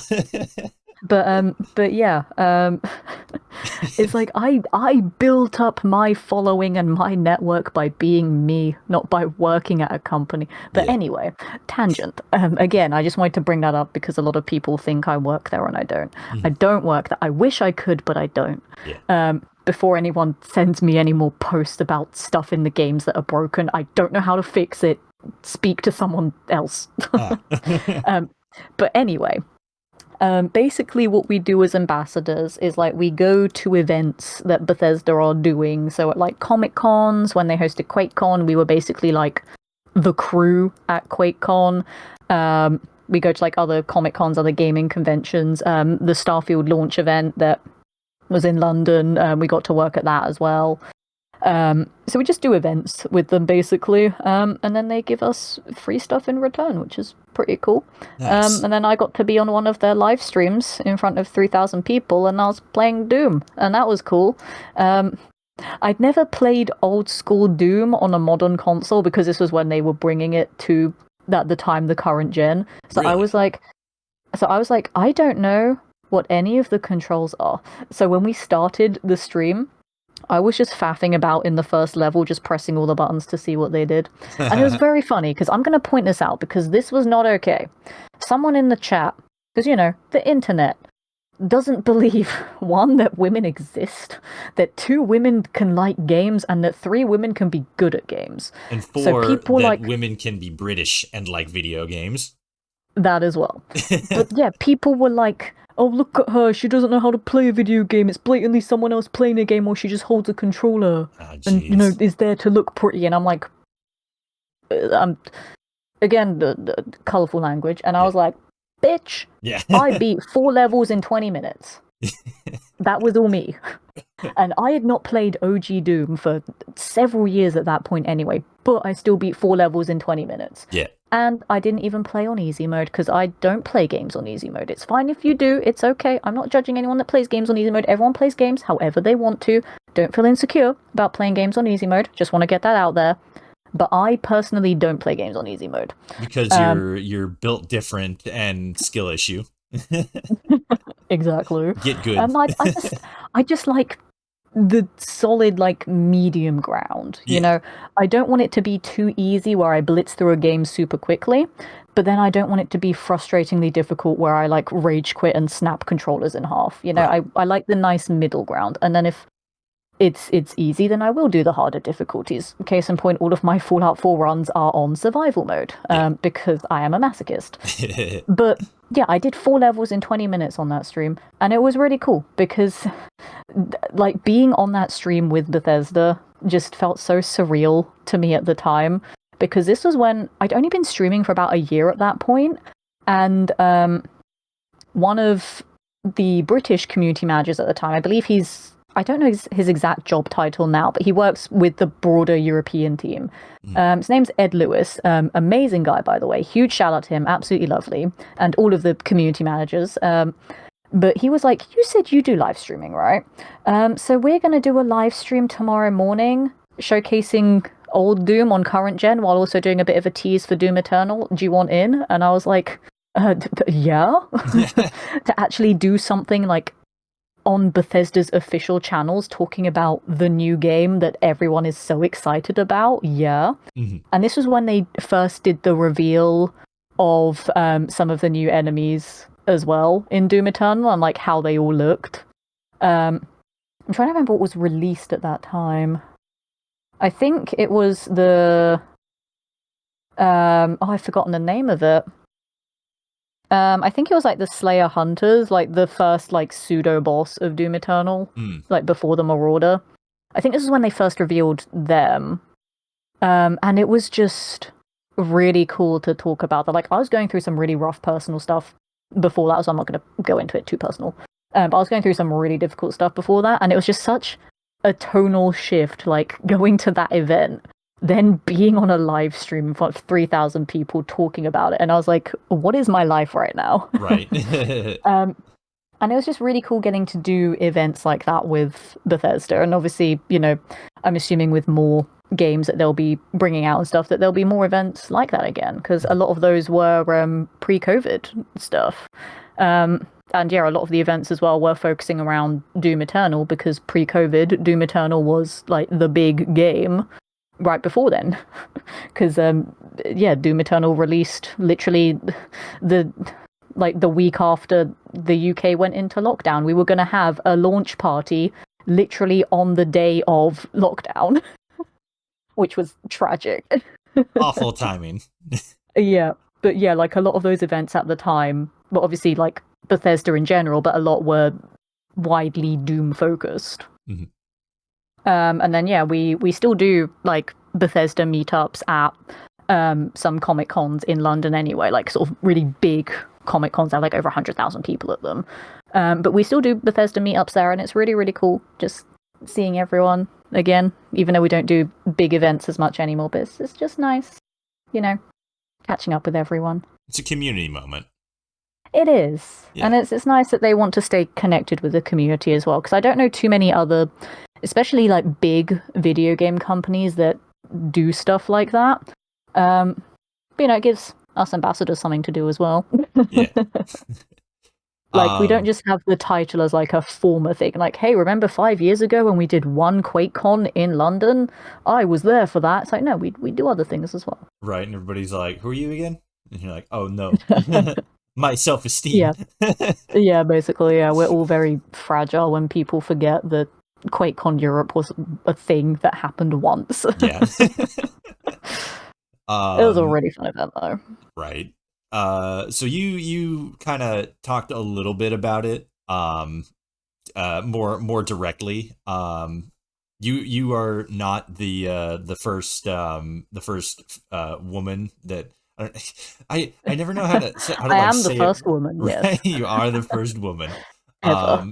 Because I never like saying like you're the first like female guest that I brought on, which for the record you're not. I brought on Eleonora and she was awesome to talk to, but like I I love always Ellie. I always feel gross about saying like you're the first like female this or the first woman that, because both just that sound weird on the, rolling off my tongue like that. But like Yeah, you more so specifically, obviously Eleonora's got a big following, a big presence and stuff like that, and she like streams and stuff.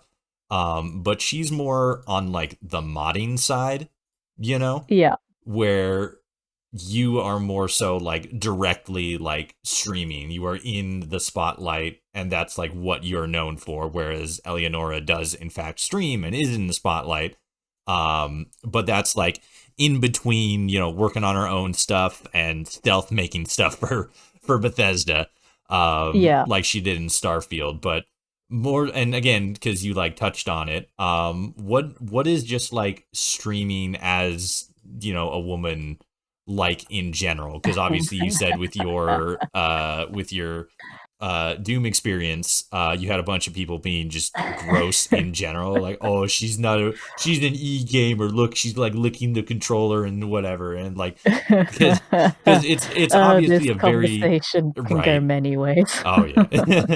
But like it's just a very different, obviously it's a very different experience than most of the streaming platform, and more so because like I think, as you said before, gaming is a very like male dominated sort of ecosystem, despite It the is, fact yeah. that I think there was like statistics that said like more women actually play video games than, men, which is an interesting statistic, but like, Yeah, I feel like it's more of a case of less women stream because of the way people react to them. yeah, just like gross and toxic people. Yeah. But more so to the point, like to like get the question out there. What is your experience as a female streamer been like? So touching on what I just said, as a kid, I was actually more of a secret gamer. Like, none of my friends at school knew that I played video games that much. And it's funny because I actually had a little. This is a short tangent, I promise. Some of my friends from school that I haven't seen in literally a decade, we met up a couple weeks ago, and they were just like, "Yeah, we didn't know you were such a gamer and that you're in the industry and stuff." And oh, we would have had so much more to talk about at school. Cause like they were my friends, but like we didn't hang out all the time and stuff. But like we'd hang out occasionally, but it just wasn't too much to talk about. And like, oh yeah, if we knew you were a gamer, there'd be so much more that we could have talked about. We could have like had video game nights and stuff. But yeah, I was more of a secret gamer when I was younger. But for my experiences as a streamer, because we are getting back on topic. See, it was a short tangent. Good job, me. Short tangent number 17. Got it. But I wanted to just get that little bit of life history out there. Yeah. But my experiences as a streamer, like especially as a Fallout streamer, a lot of the really big Fallout streamer or just Bethesda streamers in general, a lot of the big challenge runners are all men. I can name drop so many amazing creators. Like, there's Juve and Jabbo and Brexia and Nurbit and Crisis and many a true nerd. Like, there's so many of them Al who are all Chestbreach, men. Fudge Muppet. They're all men. Yeah. There are very few female challenge run streamers that are in that upper echelon of known female challenge run streamers. Yeah. And I think that kind of makes me stand out a little bit more, that it's like, I know my stuff in the game. I know all these facts and tidbits that no one else knows about, that I'm teaching people about how the game works. And I think that's something that does make me stand out a lot.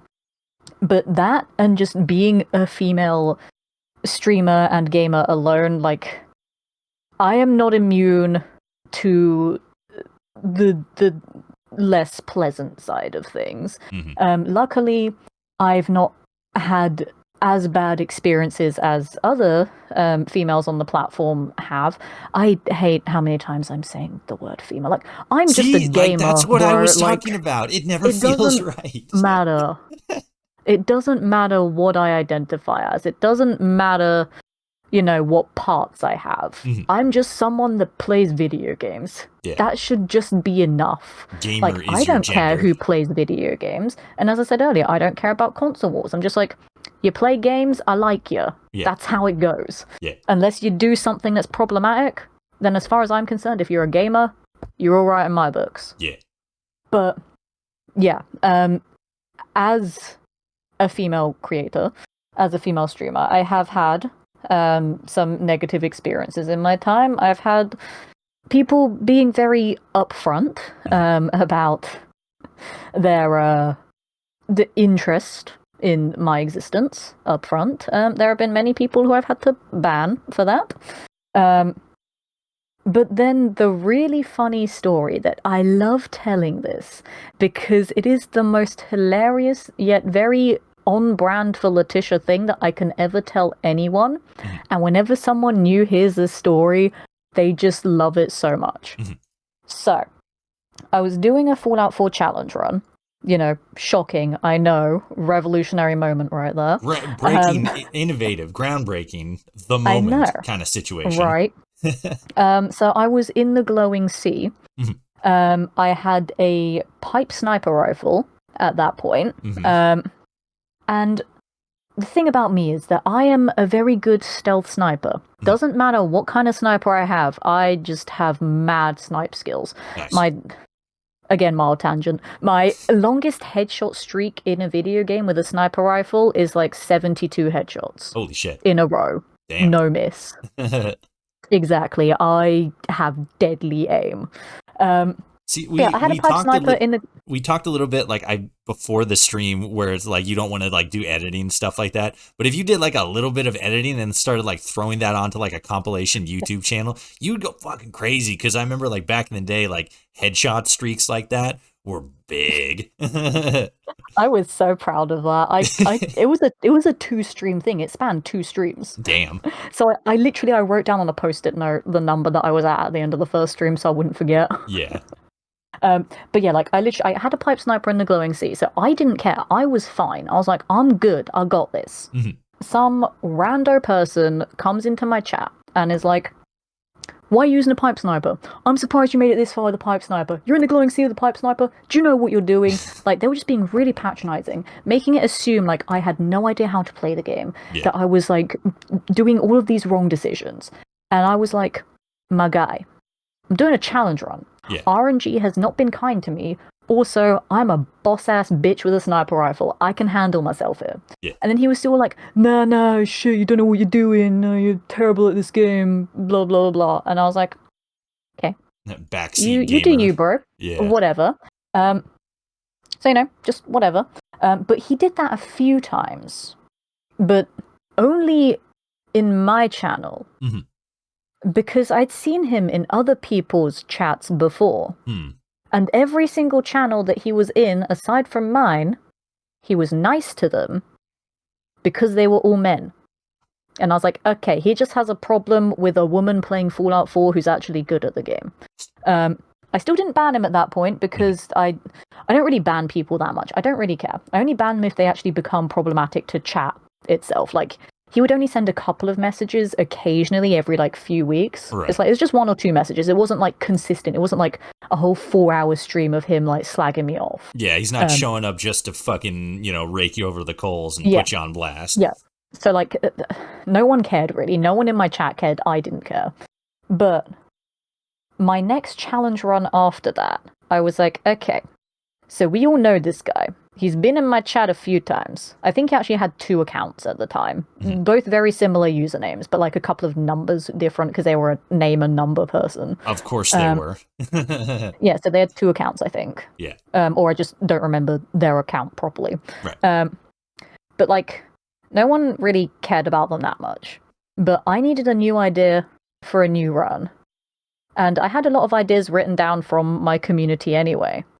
But then I had this brilliant idea of what if I do the whole game on survival mode, so the hardest difficulty in the game with a whole load of new mechanics. What if I take away every single legendary, so I don't get any other buffs from legendary armor or weapons? Mhm. And what if I play the whole game with just pipe weapons? Hell yeah. So Let's I did go. that. The entire game, I had the pipe sniper that's a guaranteed spawn in Concord, and then I put a guaranteed suppressor spawn on it that you get from Trudy at Drumlin Diner, 100% guaranteed. Just buy it from her immediately. Slap it on the rifle, because the pistol and the rifle are the same type of gun. Instant suppress sniper straight out the vault. Right. You're welcome. That's one of my fun little facts that I tell everyone that wants an early sniper rifle. But yeah, I did that. I knew I was set for the entire game. As soon as I get a suppressed sniper, I've won.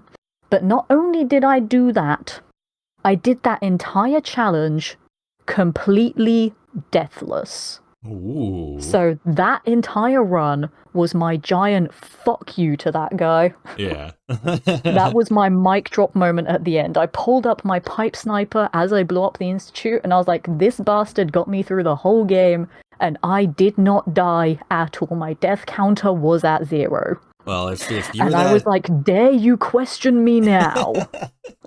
If you're that foolish individual that dared to question Letitia's pipe sniper skills, guess what? You just got owned.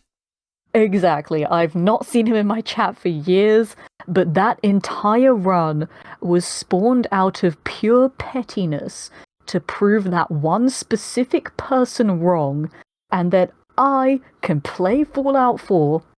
It doesn't matter that I'm a woman.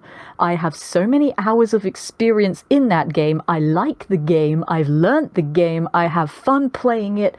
And I'm freaking good at it. Like, as I said, it doesn't matter what gender you are. If you like games, you like games. No one should be put into a corner or segregated because of how they identify. That got very political, but that's the point I'm trying to make. It doesn't matter. You do you. It also helps when I mean, it's more so like it shouldn't have it's so to bleh, spit it out, Toshi. It's a good skill to also be able to know how to like clap back. It's not one that people should have, because streamers, people in general, not even just streamers, but like they shouldn't have to be subject to that kind of gross behavior. Yeah, but I mean, I think it's a case of like with content creation, there's always going to be people that are going to have, well, the internet in general, there's always going to be people that have something to say against you, and you've got to be prepared on how to handle that. And I think being an actor as well, like I've developed a thick skin from all of the countless rejections from auditions that I've had. But also me being British, me being sarcastic and witty, I'm able to fight back in a snarky manner that can actually be more entertaining. Right. And yeah, it takes a lot for me to just straight up ban someone. Like, I'll give people a chance. And then also I will find a way to stand my ground. I don't take bullying lightly. I don't like feeling small in front of other people. I will fight back. I will throw hands. Yeah. I don't like throwing hands, but I will if I have to. The verbal hands. Yes. Verbal hands. We're not Yes, Yeah, absolutely verbal. I'm not verbal, promoting not violence. yeah. Anyway, now that we're off the record, the, like beat the, the shit out of him. for the record, though, I've not actually thrown physical hands. No, yes, it's not an Just for the abdication of violence. absolute record, like I'm not just saying that to save my skin. I've never done that before in my life. It's actually quite terrifying. Yeah, But I will verbally stand my ground. Um, I don't ever want to be in a position where I have to physically stand my ground, but yeah, I have verbally stood my ground many, many times before. It's just with that particular individual, they gave me such a platform to extend my creativity, yet also fight back against them. It was just like a perfect storm of sexism and backseating and needless judgment of another individual on the internet who they have no idea about anything in their life to then make content out of that, make good content out of that, make unique content out of that, and make probably one of their best gaming moments ever out of that. So yeah, thank you, random dude. You gave me my best run to date. yeah. You So gotta it's all about, thinking how to respond to something and how you could potentially turn it around to make it something better. you gotta get into like watching those like shorts or those like compilations that are like when somebody's like being like gross and disrespectful to a female streamer, and then they just like destroy them. Like there's this one TikTok video I saw where like I don't know who any of the individuals involved were, but it's like this girl and she's like playing COD or something like that, and some dude's all like he's like, I'm glad the dishwasher could tell me how to play Call of Duty, or something fucking fucked up like that. And she clapped back by saying, I'm glad the lawnmower doesn't know how to play. And it's like, oh, damn. But like you see what I'm saying? Like it's one of those skills that you shouldn't have to, need to pick Yeah, up. But like yeah, if absolutely. you have the skill set to be able to do that, then you make clippable moments and you just come out looking fucking badass. Yeah, it's like people shouldn't have to be on the defensive all the time. Like, not just for streaming, but just in general. Like, Yeah. basically, people should be nicer to each other. Yeah. Um, but yeah, like with just being a presence online anyway, you have to be able to respond to things in a way that doesn't just give them more fuel to add to the fire. Like, if you react in a way that basically just encourages them to double down, then you're not making anything any better. You got to be able to one up them, but also maintain your dignity. Because then if you just say something back that has the same degrading and just pointless aggression to it, then you're not any better than that person. It's all about responding in a way that stands your ground, but also maintains who you are as a person. Mm-hmm. But having said that, some of the clapbacks are actually pretty damn hilarious, and it's Yeah. like, yeah, don't be a sexist prick. Yeah. Like, it's 2024. Like, who Yeah. cares if women are playing games, or like, if men are getting their nails done? Yeah. Like, doesn't matter. The There's only 8 billion people on this planet. Everyone's fucking different. the Deal with only it. the only people we should hate unequivocally and for no reason at all are the French. Like they've been getting away with it for too long. Plot No, no, twist. no. I am Right. French. I'm Oh not French. jeez. Sacre bleu. J'accuse, that's what I was looking for. um I am not French. no. As far as I know, anyway. I've Yeah, never done the ancestry thing, but I don't think I'm French. I did like I'm definitely European, but I'm not French. my dad had an ancestry thing done a while ago, and like I think like the earliest we went back was like somewhere in Norway or like Deutschland, somewhere in that. Those are two very different parts of Europe, but like it's something I back mean, there. Europe's a big place. Yeah, yeah, yeah. Yeah, I Um, don't know what my ancestry is, but yeah, I know I'm not fully British. I know I have a little bit of some sort of European place in there. I've got a little bit of Latin in there as well, nice. but I don't know exactly anything. Um, If you but yeah, had, if I'm not French. yeah, I'm just not that. Um, if you had like a magic wand or like all the resources in the world, Mm, I what is wish. right? Yeah, like, bro. What is something that you would use that that power or those resources? What is something that you would do to bring about some sort of like general net gain for the community? Um, And when I say I was the gonna community, I don't mean like Fallout specifically. I mean like the community in general. um world peace. Right. Okay, No, maybe not that general. I mean, like, to be fair, you can't have the positive without the negative. It's like you can't have happiness without sadness. You can't have love without hate. Mhm. So the fact of the matter is, like, while world peace would be great and stuff, like, it would be too idealistic, and no one would know any different. And Mhm. like, I'm not saying, oh, conflict is a good thing, because it's not. But like, I don't know if world peace would actually be the answer. Like, less violence, less war and needless genocide. That would be nice. Yeah. But again, there needs to be a balance. Mhm. I'd probably say, I want to say like a better government that isn't trying to squeeze every single penny out of the working class. Yeah. Would that be more reasonable? Maybe. It depends on how you Because define we're all reasonable penny and government.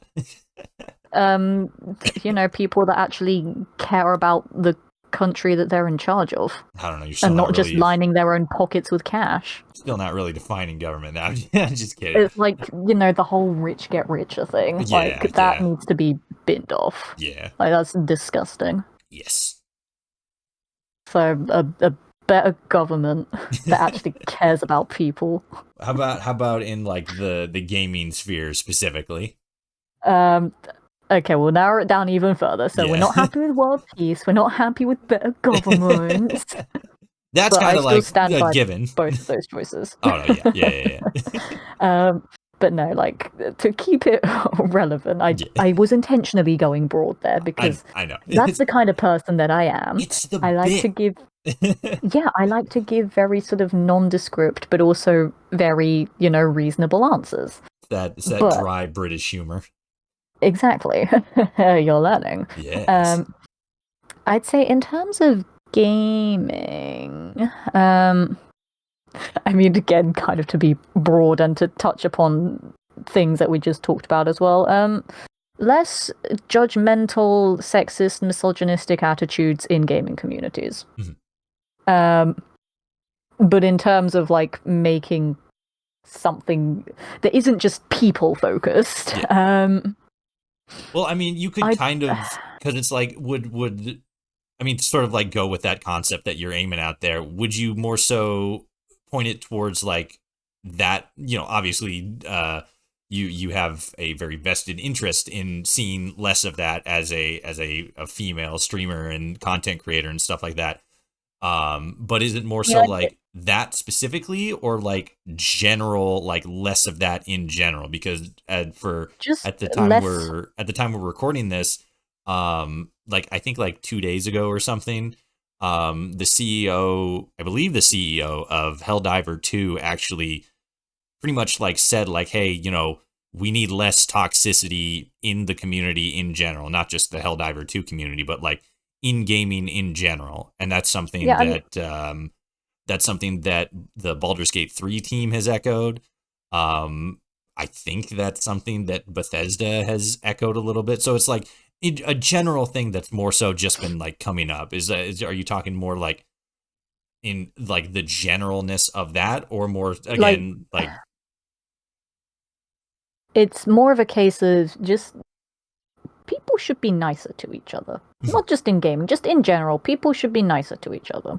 I think as much as, I like social media and the internet. I've met so many amazing people through social media and the internet. I've met some of my best friends through these platforms as well. Mhm. But it's also given people a much wider and louder platform to spread their hate and their volatile opinions on things.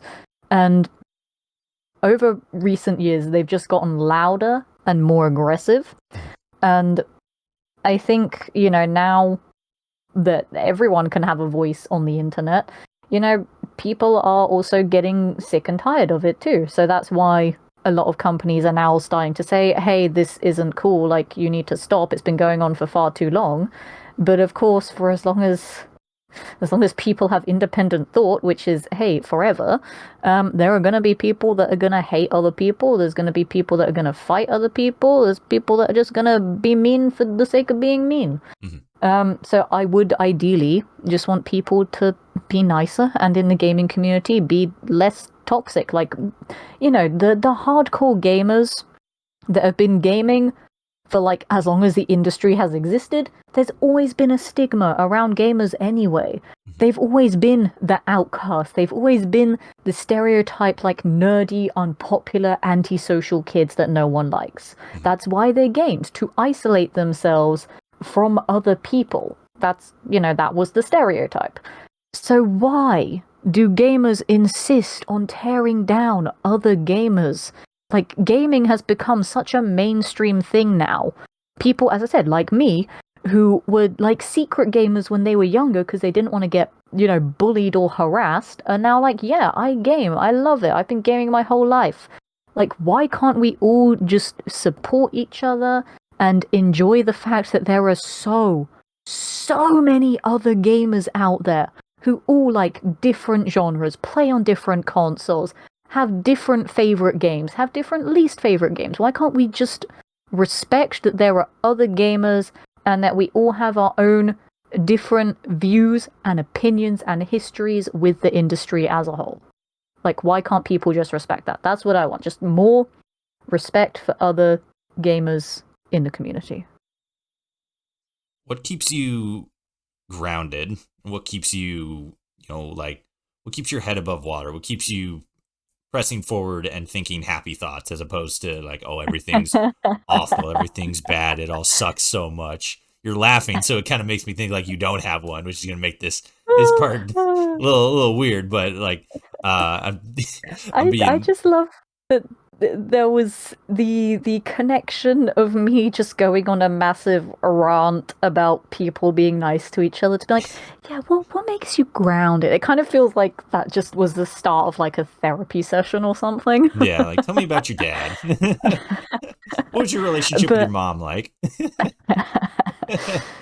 But yeah, I'd say for me, because I've just seen that kind of stuff like my whole life, I've just kind of, I hate that I've accepted that as being a thing that exists, but it's like, it is a thing that exists. So, I will stand my ground on things that affect me, but I'm not someone that's going to actively, like, seek out arguments with people. Like, oh, that person has a different opinion to me, I'm going to write a flipping essay to them and say why they're wrong, and they're stupid, and they don't look nice. Just some random nonsensical insults that mean nothing to the point they were originally trying to make. Like, people are just too hostile for the sake of being hostile. Right. And I just don't seek out conflict with people. Like, I am someone that understands that everyone on this planet is unique. And, just accept people for being different. Like, I don't like arguing with people. I don't like getting angry. It genuinely takes a lot for me to just explode in a fit of rage. It really does. And I think that's just come with just, maturing as an adult and learning how the world works and learning who I am as a person. I would just rather keep things neutral, keep things calm, and just try and make the most out of life. Mhm. Like you only have one chance to live on this planet, so why fill your life with negativity and hate when you can just make the best out of what you got? I mean, obviously everyone has different experiences in life. Everyone has different pasts, different relationships with people, but you just take what you got, work with it, and just live the best life that you can. There's no need to, be aggressive or start arguments with people. So I just try and keep grounded in that way. And, it's my job as an entertainer to be entertaining. People aren't going to find entertainment in me just starting arguments with people. Like, I know there are some very popular creators that are popular for the sake of being controversial or having very heated opinions on things. But that's just not who I am as a person. I don't find enjoyment in that. I don't like any of those creators. They don't seem like nice people to talk to or engage with. I know a lot of them are probably just doing it for the engagement farming, but it's just not the kind of things that I'm interested in. And, I just want to enjoy things. I want other people to enjoy the work that I do, not just in streaming and gaming, but in all the aspects of my career, like from the theater and the immersive performances and the acting and the voice acting. Like, I just want people to enjoy the things that I do. And if I'm an actor who's like negative all the time, or if I'm a voice actor that hates every production that I'm on, or if I'm a streamer that just bitches about other streamers all the time, then I'm creating a negative atmosphere that's only going to surround me with more negativity. And I don't want that. I don't want to build up a community on that. And I'm sure my existing community doesn't want to be a part of that either. So it's like, why would I promote something like that that isn't healthy for my mindset, for my lifestyle, or for other people's lifestyles? So All yeah, right. I don't really want to be that kind of person. So Yeah. I just try to keep myself grounded for my mental health's sake and for other people's mental health. Thank you for listening to my conversation with Letitia Lemon. To support the Atomcast, remember to like and follow and subscribe to our Patreon, where your monthly contributions will go towards improving the quality of transmission and help to decrease the time between uploads. Until next time, happy belated International Women's Day. Thank you so much for listening, and I will see you all out there in the wasteland.